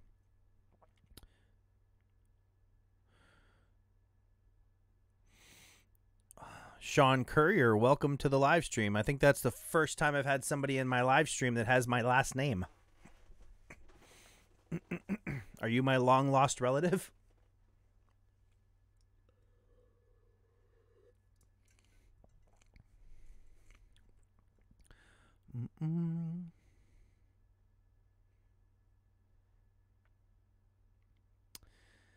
All right. Photoshop is great except for the price. Chip face. What was the question? Oh, I use Photoshop. Yeah. I actually use GIMP only because I actually have Photoshop now because I have the entire Adobe package thing because I decided to use Premiere Pro, and my daughter uses I think I got it for her for Photoshop to use a drawing tablet. And I figured between the two of us, we might as well just get the full deal. So, you know, I've tried T a couple times, Mobile Cats, and it's actually worked pretty well. But as I was mentioning earlier, I think my area here is in desperate need of a refresh with spring.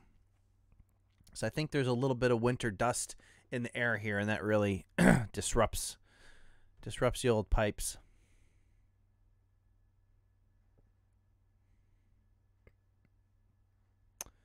All right. Let me grab one of the channels I opened up earlier.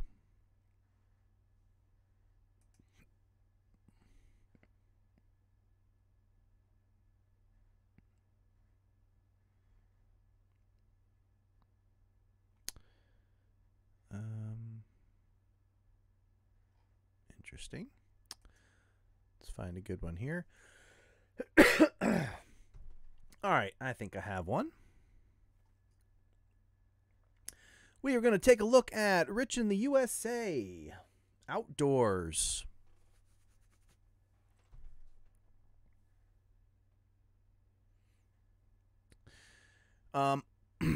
Generally speaking, I can read your channel art.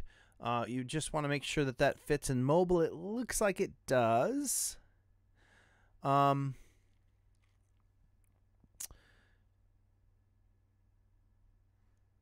If I had a critique on this, the one thing I would consider or I would think about is the use of the two different color reds. Kind of feel like they clash to me. So I might try to do, like if I was going to do something like this and I wanted to use red for the lettering, I might, instead of doing like this drop shadow, I might actually try to make the text the same color as the red in the flag, and then maybe do like a white border to set it off from the background. So you would have the red would show up nicely against the white, and then you'd have the white silhouette around the text in the red areas. just to kind of make that a little cleaner. And it also looks like the colors up here, like the red looks a little bit different than the rich in your in your icon. So that might be something to mess around with a little bit. Outdoors, so I assume it's an outdoor channel. If you love outdoor videos, focus on American history, relic recovery, wild edibles, wild game, and gardening. Subscribe now. Pretty much tell everybody what you plan on covering. Let's take a look at the videos and see if you are, what that all looks like. You got your consistent branding, which is good. It ties to what you got going on up here at the top. Definitely lets everybody know. I like the talking fish. Lets everybody know that all your content is related, so that is good in that regard. What's a fit? The one suggestion I would have on the text is that you don't really need to repeat the entire title in your thumbnail. What you actually want to try to do is think about a way, either pulling something from the content of the video or trying to find a creative way to capture people's attention, make them inquisitive or curious about the content in such a way, or give them part of the story in such a way that they have to click on the video to kind of tell the rest of the story.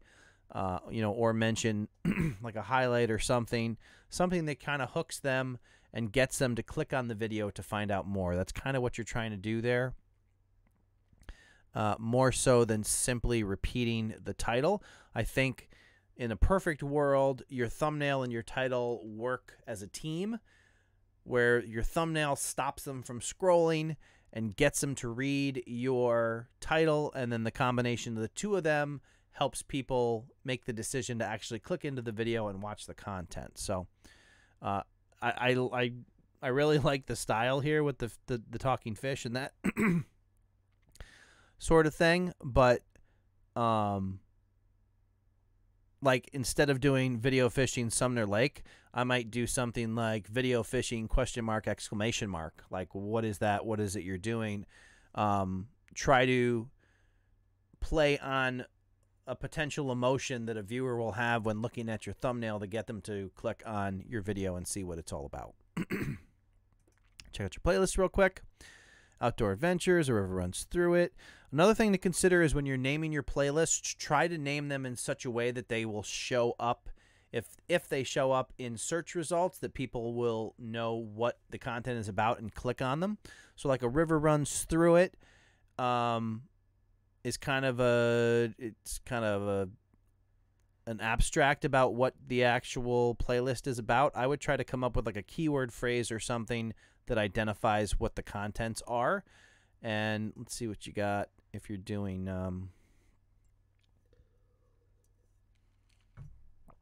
stop that right there.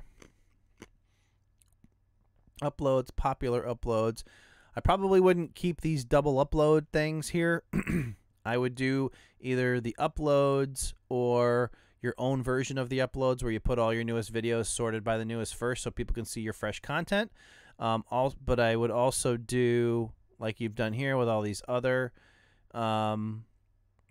playlists and get your descriptions in them. I would get a description in your outdoor adventure ones and try to give as much information in the description as possible to let people know what's going on.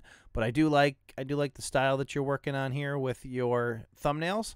Other thing to consider real quick and looking at some of these, and I think that might be older videos, so it's probably not a big deal. I just want to double check. Just that you're conscious that you're keeping your text out of the lower right-hand corner to avoid the timestamp.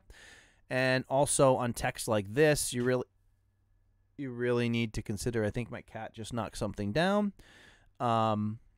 Consider how text that crosses over, bright spots and dark spots can kind of get lost in that background, and you may want to consider putting something behind the text to make it pop out and be easily read. All right, just going to hop back in the chat right here. All right. So hopefully that was useful. Sean Currier, darn, I gotta go. Subscribe so till next time. Awesome. Thank you for joining the stream. Again, Wednesday nights, 9 p.m. Eastern every week. Hope to see you next time. Mushroom Productions, good to see you as well. The blue name tags are the moderators.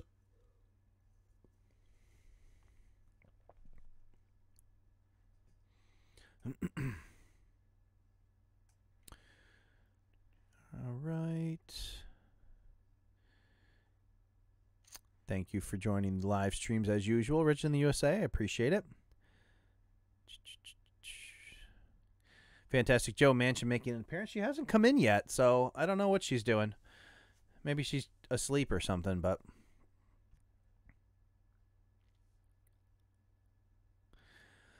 your playlists, Chipface, can actually show up in search results. So to that end, using an actual keyword phrase to name your playlists can help you drive more traffic to your channel because, you know, like one of the ways that you can do it. So like one of the most popular video on my channel is how to gain 1,000 subscribers and 4,000 watch time.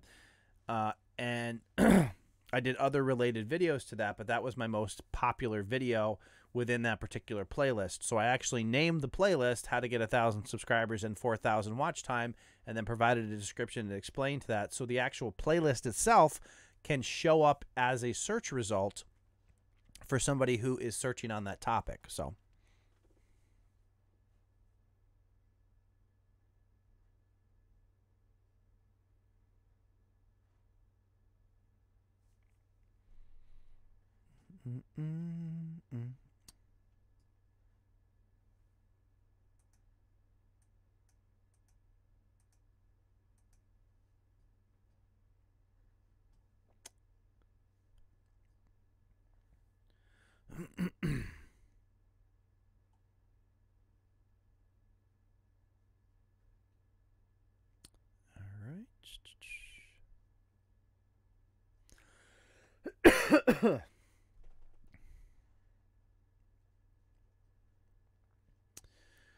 and all right. Yeah, unfortunately, it seems like YouTube is being flaky tonight. You know, when I first started the live stream, I had it immediately went to a bad signal, and then it went to an okay signal. That's not something that I've had to deal with recently. So I don't know if that was an issue with YouTube itself or whether there was some type of connection issue here on my side. But even during those interruptions you guys were mentioning, I had a good signal on my side. So I don't know if YouTube is having some adjustments this evening, but how important to show the channels that you sub to on your channel? For your channel growth, it's not necessary at all. Like showing, like listing channels that I'm not sure I understand that question fully. How important to show the channels that you sub to on your channel?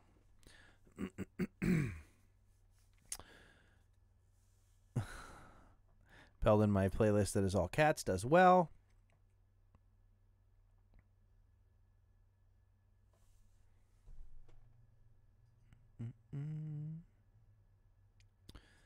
All right.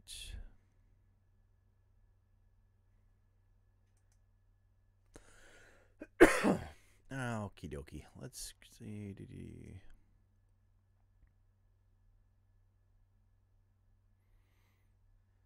All right. We are going to take a look at Mandy NRG.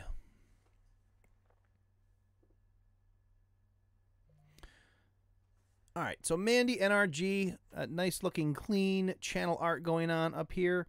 The one thing I would say about the channel art is I don't know what the channel is about based on the channel art.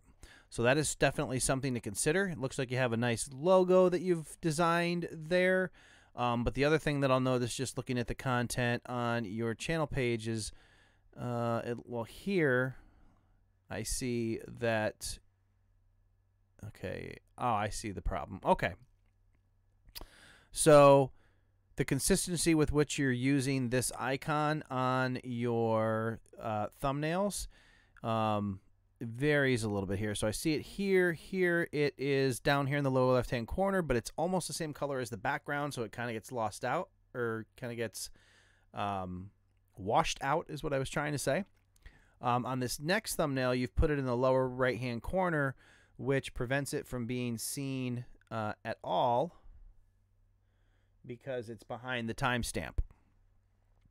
I don't see it on your most recent one either, but one of the things I would say, because if I'm looking at your thumbnails, I can see that it's common that you are actually present in your thumbnails, and your face and your image can actually be a really strong way to promote your brand.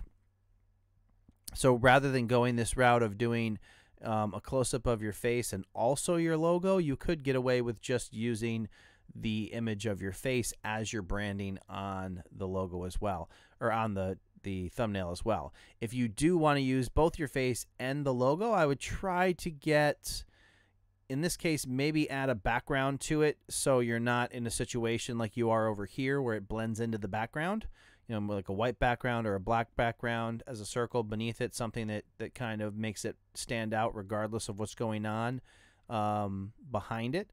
But it looks like, let me look at your most recent video so I can see what direction you're going here. Yeah, so it looks like in the last couple videos you started using it and then it dropped off here. I don't know if you received some feedback to that effect that said you can just use your face as your branding. If so, that's great. The one thing that I would kind of consider, though, is if that's the direction that you've taken, to try to bring that into your channel art as well. Obviously, you've done it in your icon here and then on your latest thumbnail, which looks good. Maybe a little overkill on the text there. You really don't have to repeat the entire channel or title to communicate exactly what's going on there. You got some emojis and everything else there. So you could probably make do with less text than you have.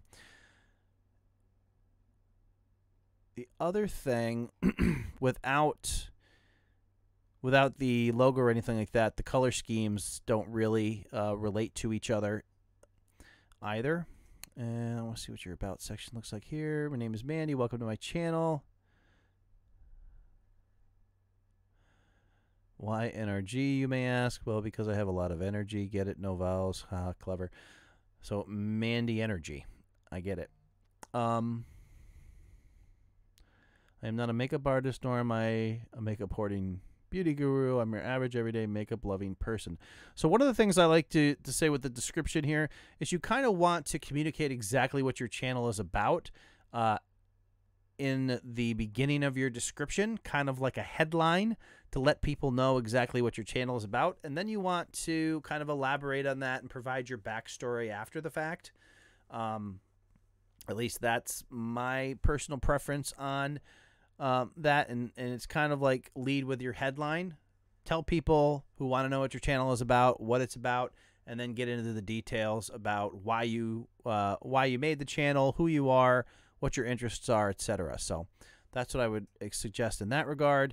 In this case, we have I want it, hauls, about me, vlogs, sub boxes, got some channel tags and everything else. Let's see how you are arranging everything. So you're kind of doing a general vlogging channel with doing some of the let's see if you have them. You don't even have them out here. So I don't know if you've recently decided to focus on makeup in this regard. I know you said that you've made some changes to the channel. So perhaps this is your new direction as you continue to develop content on your new focus. I would make sure you get your horizontal playlists listed out here. If you do that, I would make sure that you also add the descriptions to the playlists. Alrighty. Get that all there. More water. All right.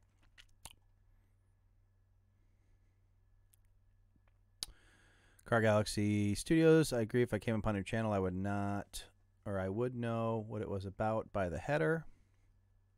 Would not know. Okay, correction.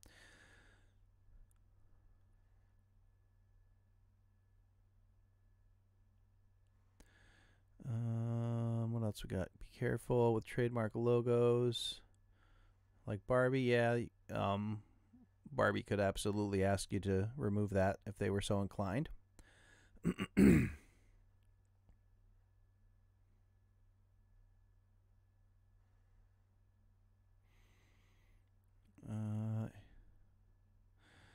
Chipface, what is your opinion using capitalized words in titles? I heard that capitalized words don't affect searchability, but my video without some caps don't do well.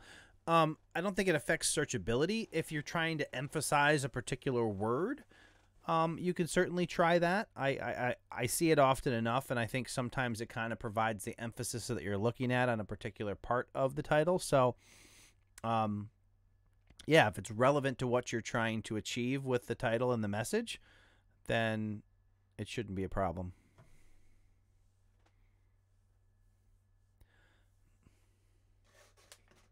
All right, we're going to bottle 2 on the water.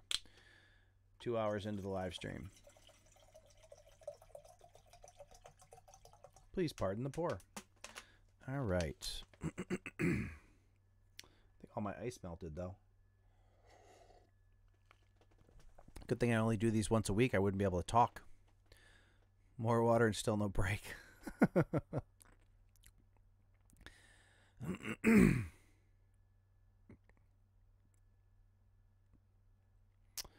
Alrighty, let's see where we're at here.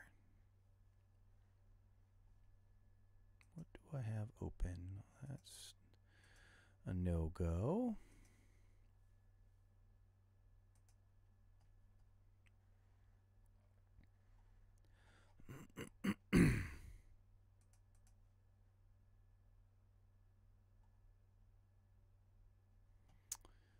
Okay.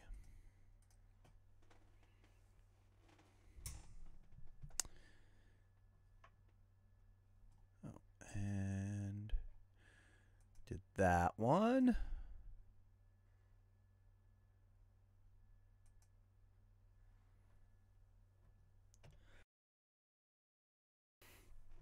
All right.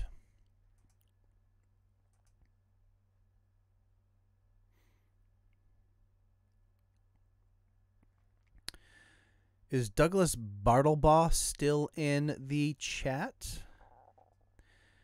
I'd be impressed because it also says you're in the middle of a live stream. So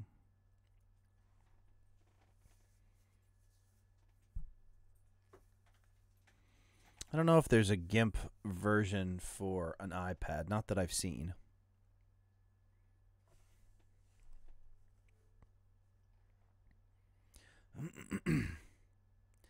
Logged in with my YouTube Red account now, a dog in his iPhone.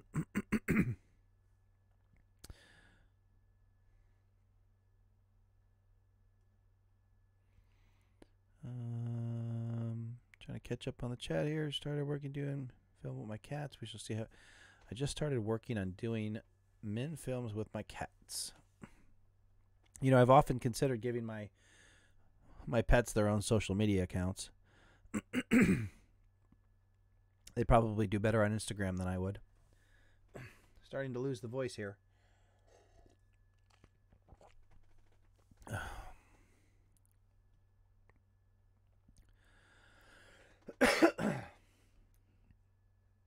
All right, well, while I am losing the voice, I will do a quick reminder that this live stream is sponsored by TubeBuddy. For those of you who are not familiar, TubeBuddy is the #1 browser plugin for managing and growing your YouTube channel. It's available to download for free, and there's a link in the description below. Alrighty. Douglas, let's take a look at your channel, shall we? Alright, so we are going to take a look at Douglas Bartlebaugh. Bartlebaugh. Apologize if I mispronounced that. All right. All right, so first thing about your channel. Really hard to figure out what's going on in your channel art.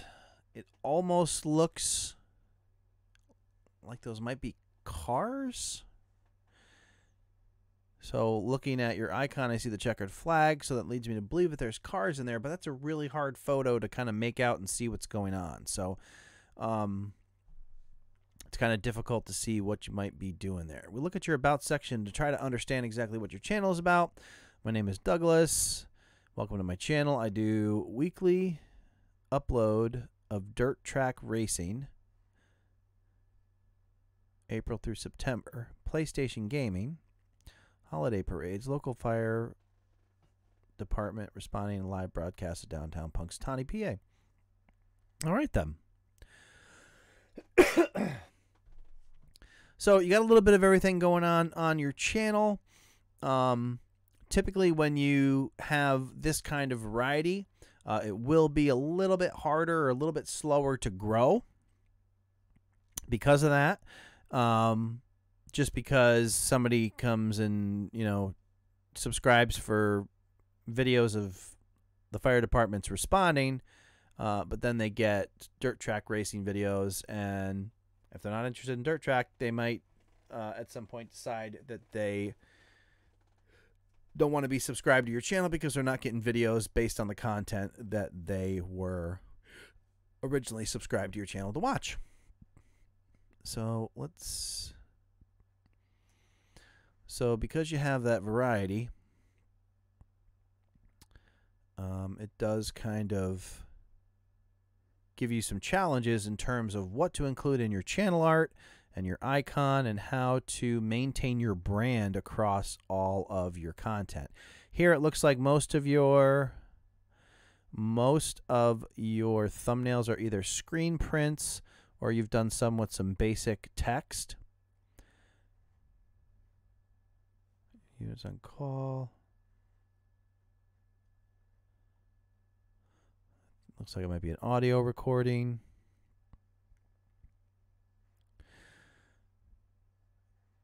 I definitely wouldn't write description coming soon. You're better off leaving it blank than writing something like that. And I would just go in and put a description that explains the type of content that you're planning on covering there.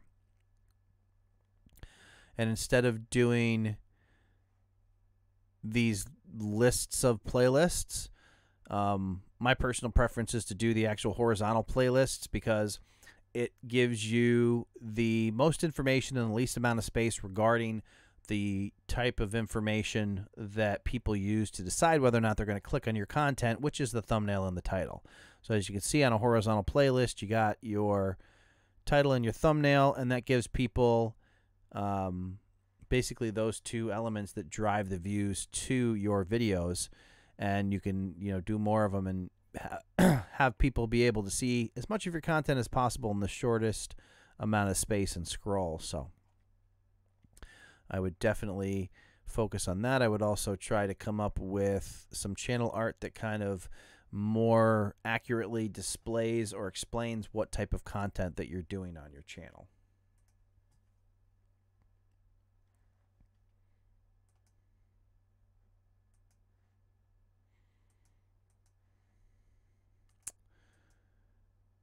All right, is Rooster X Brothers still in the live stream in the chat?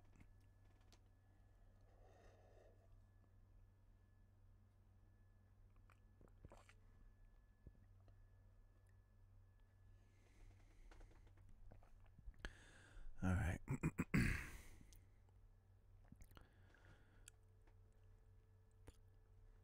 Mushroom Productions, by the way, how long does this go on for?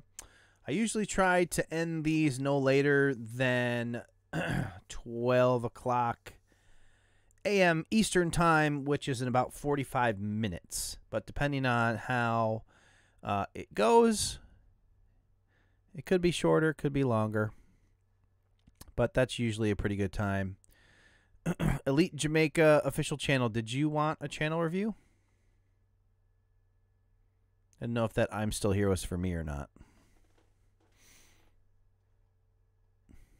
Let's see. We got.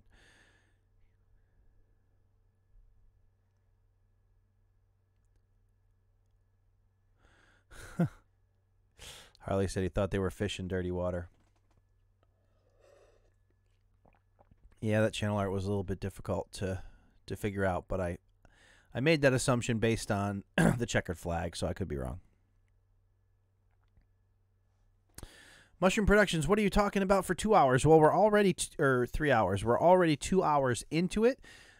These particular live streams are just a hangout session. It's an opportunity for you guys to talk to each other, to ask me any questions if you have them, to do channel reviews, and just kind of catch up with everybody during the week. We do them every Wednesday night from 9 p.m. or 9 p.m. Eastern till typically 12 a.m. And we cover whatever's on your mind, whatever you guys want to talk about. I purposely don't schedule a given topic on them because I want it to be about you guys and whatever you have questions about. And as the channel continues to grow, we're up over 9,100 subscribers. I wanted to make sure that there was a way that all of us could touch base and, you know, just kind of have a jam session and hang out once a week. Hope your show is good tonight, Lady to Winner. Yeah, I don't blame you. Kiefer Sutherland wins.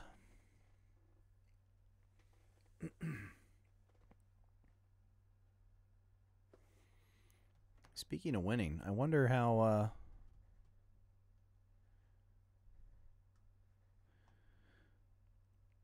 I just caught myself on the camera with my new... Just got my new hat in the mail. It made me curious if the Mets actually won tonight, and they did.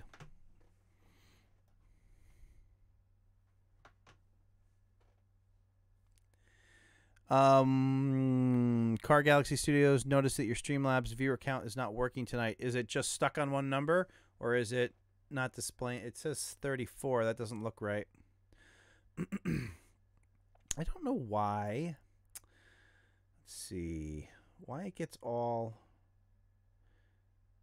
messed up like that, and it just kind of freezes. Let's see. I don't. If we do Streamlabs and we look at viewer count and we launch.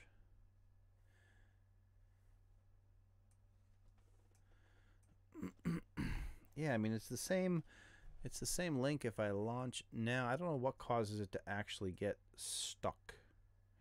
But it definitely seems to be stuck at the moment. Let me see, is that it? That's the one. We go into properties and we do this.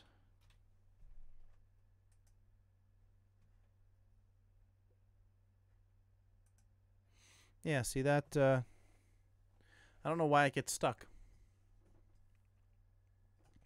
All right, let's see where we're at here.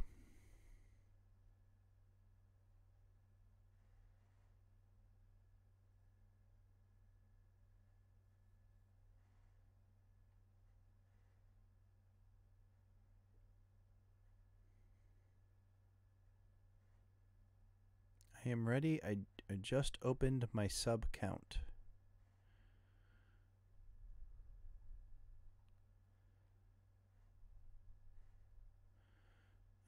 All right.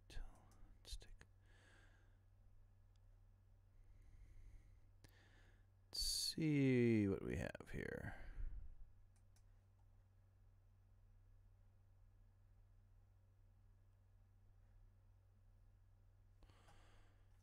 All right. We're going to take a look at Elite Jamaica official channel. Learn about Jamaica and Jamaicans. Very straightforward. The scenery in the background kind of gives you a sense of Jamaica. Let's see here. Come on, about section. Are you interested in learning more about Jamaica and Jamaicans? If so, this channel get you in-depth, updated facts about the beautiful island of Jamaica. Cool. That's where my wife and I spent our honeymoon, in Jamaica. All right. So I wanted to take a look. I don't usually watch videos, but I wanted to see this because that looks like...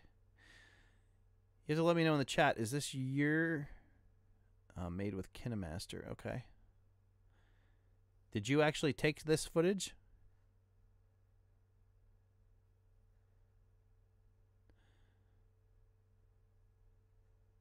All right, I'm going to try to put the chat up while I'm looking at this because some of the stuff, let's see. See if I can make this work. But yeah, you'll have to let me know. Let me see here. Do we have... Retirement isn't simply one long vacation. Best places to retire in Jamaica. Gorgeous beaches, winter sunshine, reggae, or jerk chicken washed down with Jamaican rum. These are some of the many reasons tourism is one of Jamaica's. Jamaican rum and jerk chicken. You cannot go wrong there. That sounds like a good evening. Oh,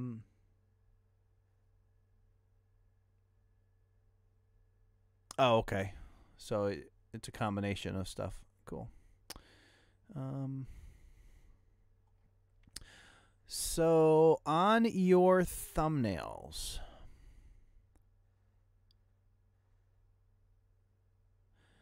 I would, the thing that pops out on your thumbnails, like given kind of the tropical theme that you have with your channel, I think I like, let me see what your most recent thumbnails look like so we know.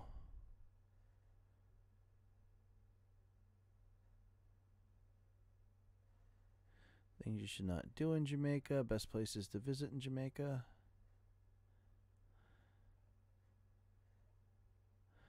I honestly kind of like these full frame images with the box text.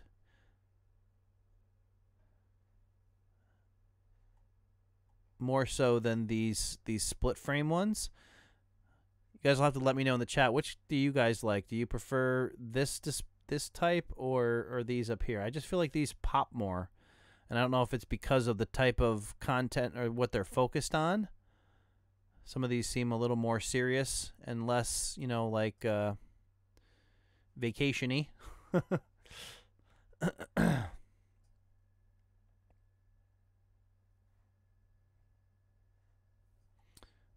But let's see what you got for playlists. Jamaican hotels, invest in Jamaica, Jamaica's richest, Jamaican talent. So do you have a different style for each? Let me see if that's the case here. If we go down, so we've got these, cheapest hotels, Jamaican banks. Looks like you got a variety of different variations going on here.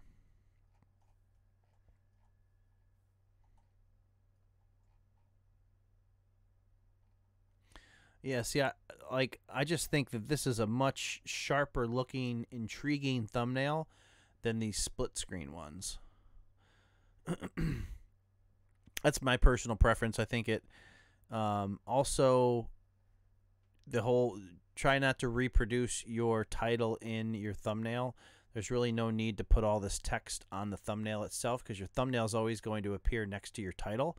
So you could be better served to have a more captivating image here than trying to reproduce the full title in this way. So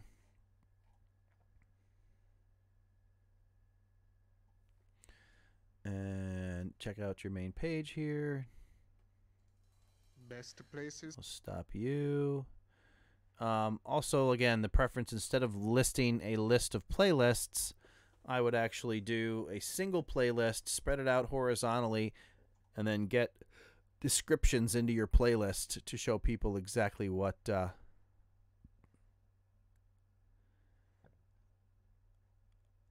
also, you have thumbnails on there that are probably a violation of YouTube's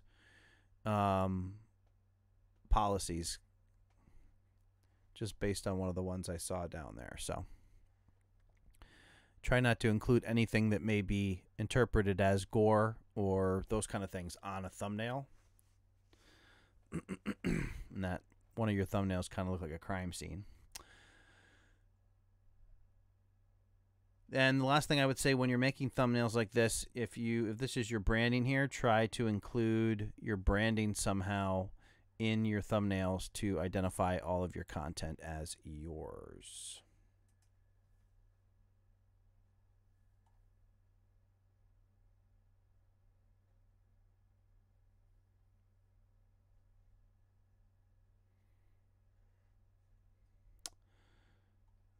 All right.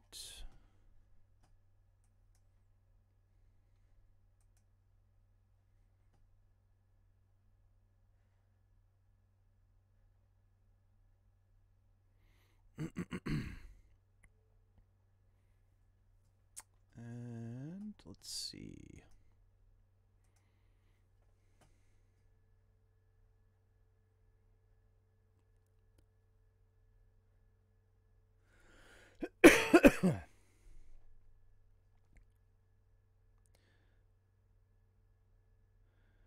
If you're talking about which thumbnail, you had a thumbnail that looked like, I think the title of it was, I mean, I didn't zoom in on it, but you have one that's called,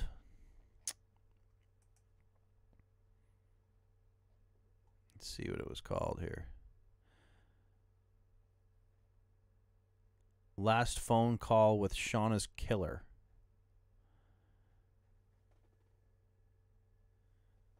It doesn't look like it is what should be should be out there. So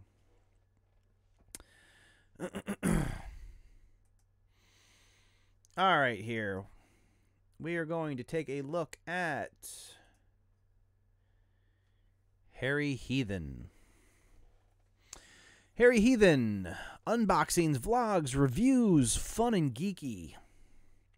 Take a look at your about section here. Harry Heathen, welcome to my channel. YouTuber, loves unboxing geeky goodies and doing book reviews, etc. Okay, for the most part, that explains to everybody exactly what you got going on.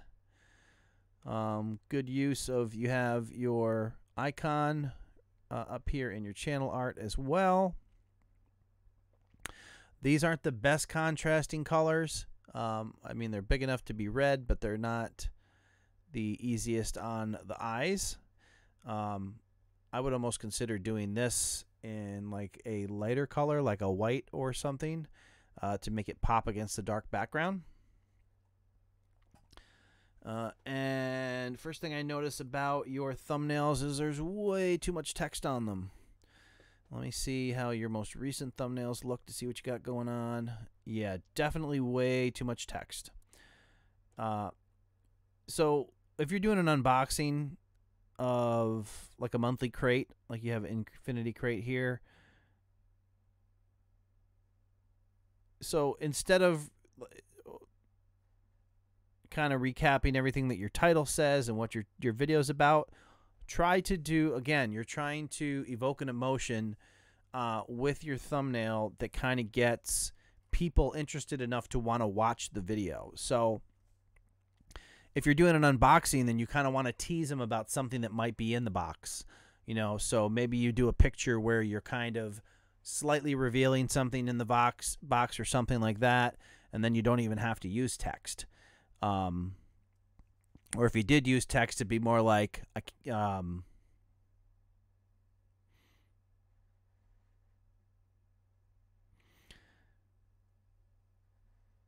without being too wordy and my brain escapes me, but something to the effect of, I can't believe one of these was in the box, or something, obviously without so many words, but you can you could do that same thing by just teasing, pulling something out of the box versus the entire Infinity Crate March 2008 animation, Harry Heathen unboxing.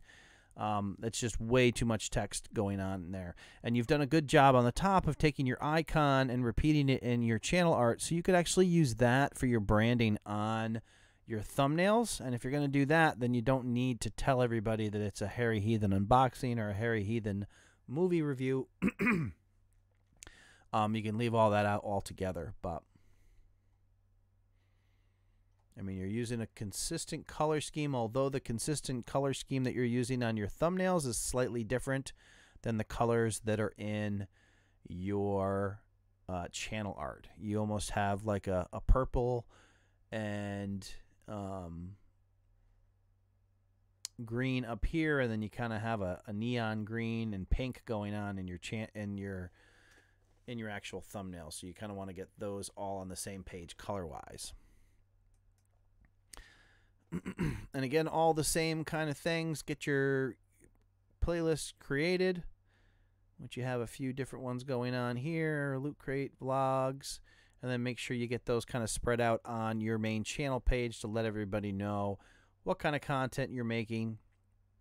And again, the difference here between this right here that gives a thumbnail and your title and allows you to display 5 in this small amount of space versus displaying a playlist like this, which gives you that little playlist graphic and kind of covers up half of your thumbnail, displays them horizontal, takes up a bunch of room, and not really giving the most informative real estate in terms of somebody who comes to your channel and tries to scroll through.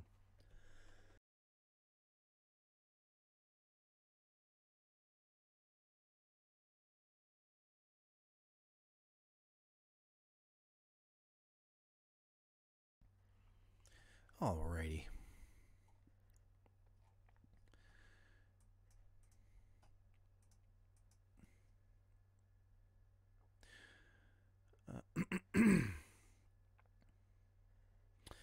Thank you so much, Dirty Shoe Adventures.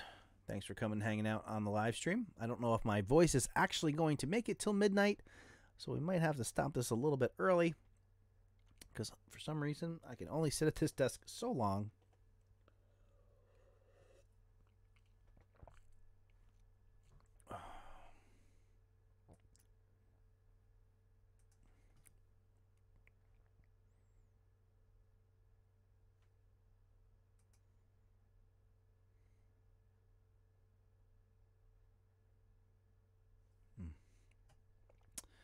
Alrighty. Is it?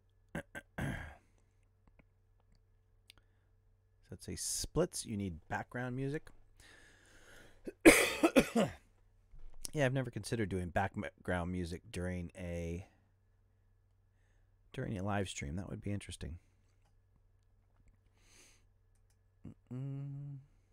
Alrighty. I think we are pretty much through what. Let's see here. Didn't get a response on that one. Restored Beauty. Let me know if you are still in the live stream. For those of you who are just coming in, I'm not grabbing any more additional channels other than the ones I've already opened. I appreciate you coming and hanging out on the stream. If unfortunately my voice is working its way out here, so I try to limp to the finish line, but let's see. I don't see Restored Beauty out there.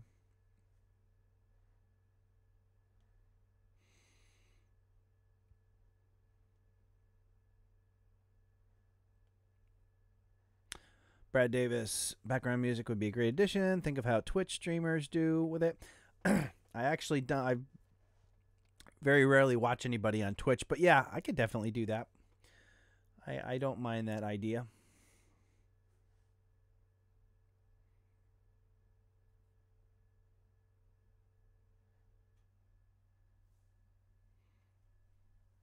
Okay, so Restored's not in the live stream.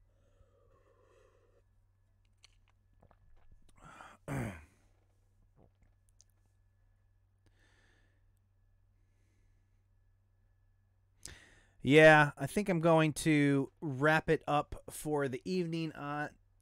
Oh, wait, let me just see. Do I have that one? Let me see if I have that one open. All right, there's one more that I have open who just chimed in, so we're going to pop that open real quick because I do have it here. I'm going to do this run real quick. So first off, your channel art is not optimized for mobile. That's something that you want to do. Your text is way too big in this case, so you really want to shrink it down. What you're really looking for is text that kind of starts right here and goes to about here. So you want to resize all of this so it fits in that area. So when you view it on mobile, it doesn't get cut off. As it is now, you're going to cut off half this text and people won't be able to read exactly what you've written here. If we look at your About section, that you're doing weekly unboxings, Disney collectibles, pins, and other fun stuff. All right, so you're definitely all Disney related.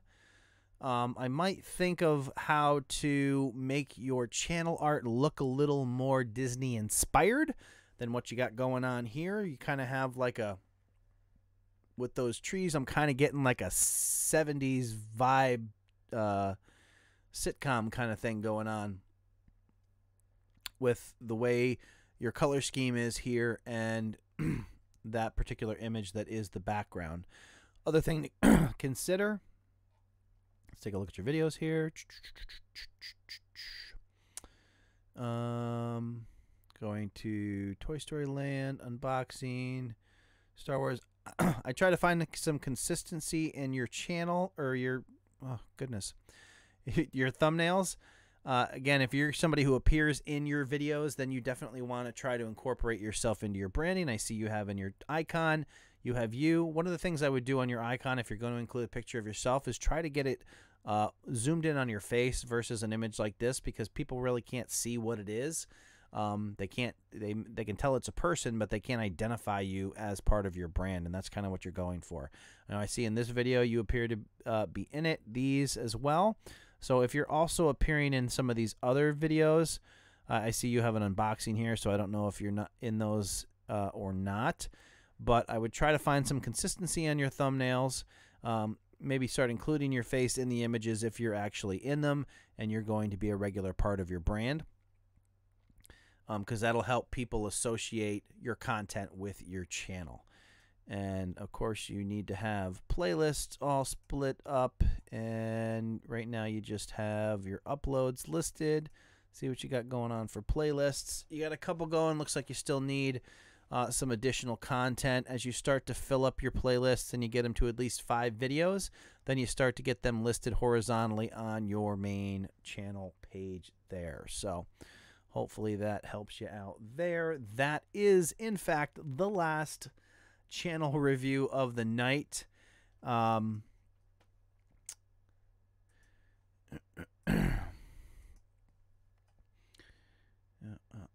right, give me if you don't have your notepad handy, Corey, you can check this out on the replay. It will be available tomorrow in full, so you can check out your your channel review then and take all the notes you like. Now I just want to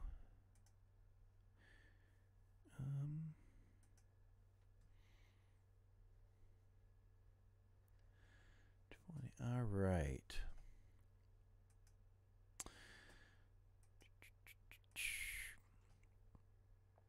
All right, so as you guys know, one of the big changes that we made here on the channel was not to offer any priority for super chats, because I wanted to give everybody the opportunity to get a channel review done and be able to apply those changes to your channels. In the future, if you do apply the information that you received on a channel review and you found value in hanging out on the live streams or from some of the videos that we post, we do appreciate the super chats. They do help the channel grow. They are going to help me get to Vid Summit in October, so I can gather all kinds of new information from the experts who gather there in Los Angeles, and they go and allow me to bring that information back to you guys and share it. So hope to see you guys on the next live stream. Again, those live streams are every Wednesday at 9 p.m. Eastern, and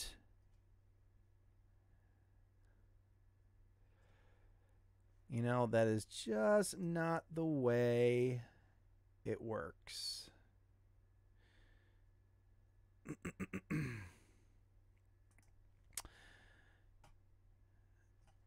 All right. Unfortunately, I can't get to every single channel review that's requested every night. So that is just how it goes sometimes. So you can definitely try back next Wednesday, 9 p.m. Eastern. Try to get a channel review then. Also, like I mentioned, if you're trying to grow your channel and you want to get feedback from other YouTubers who are trying to work on the same thing that you are, you can definitely join the Facebook group. Again, for whatever reason, the live chat breaks all of these paths. You can just search for Creator Fundamentals on Facebook to join that group. I don't know why it's busting up all these links, but hey, what are you going to do? All right, well, have a good night, everybody. Thank you so much for coming and hanging out, and I will see you guys next Wednesday.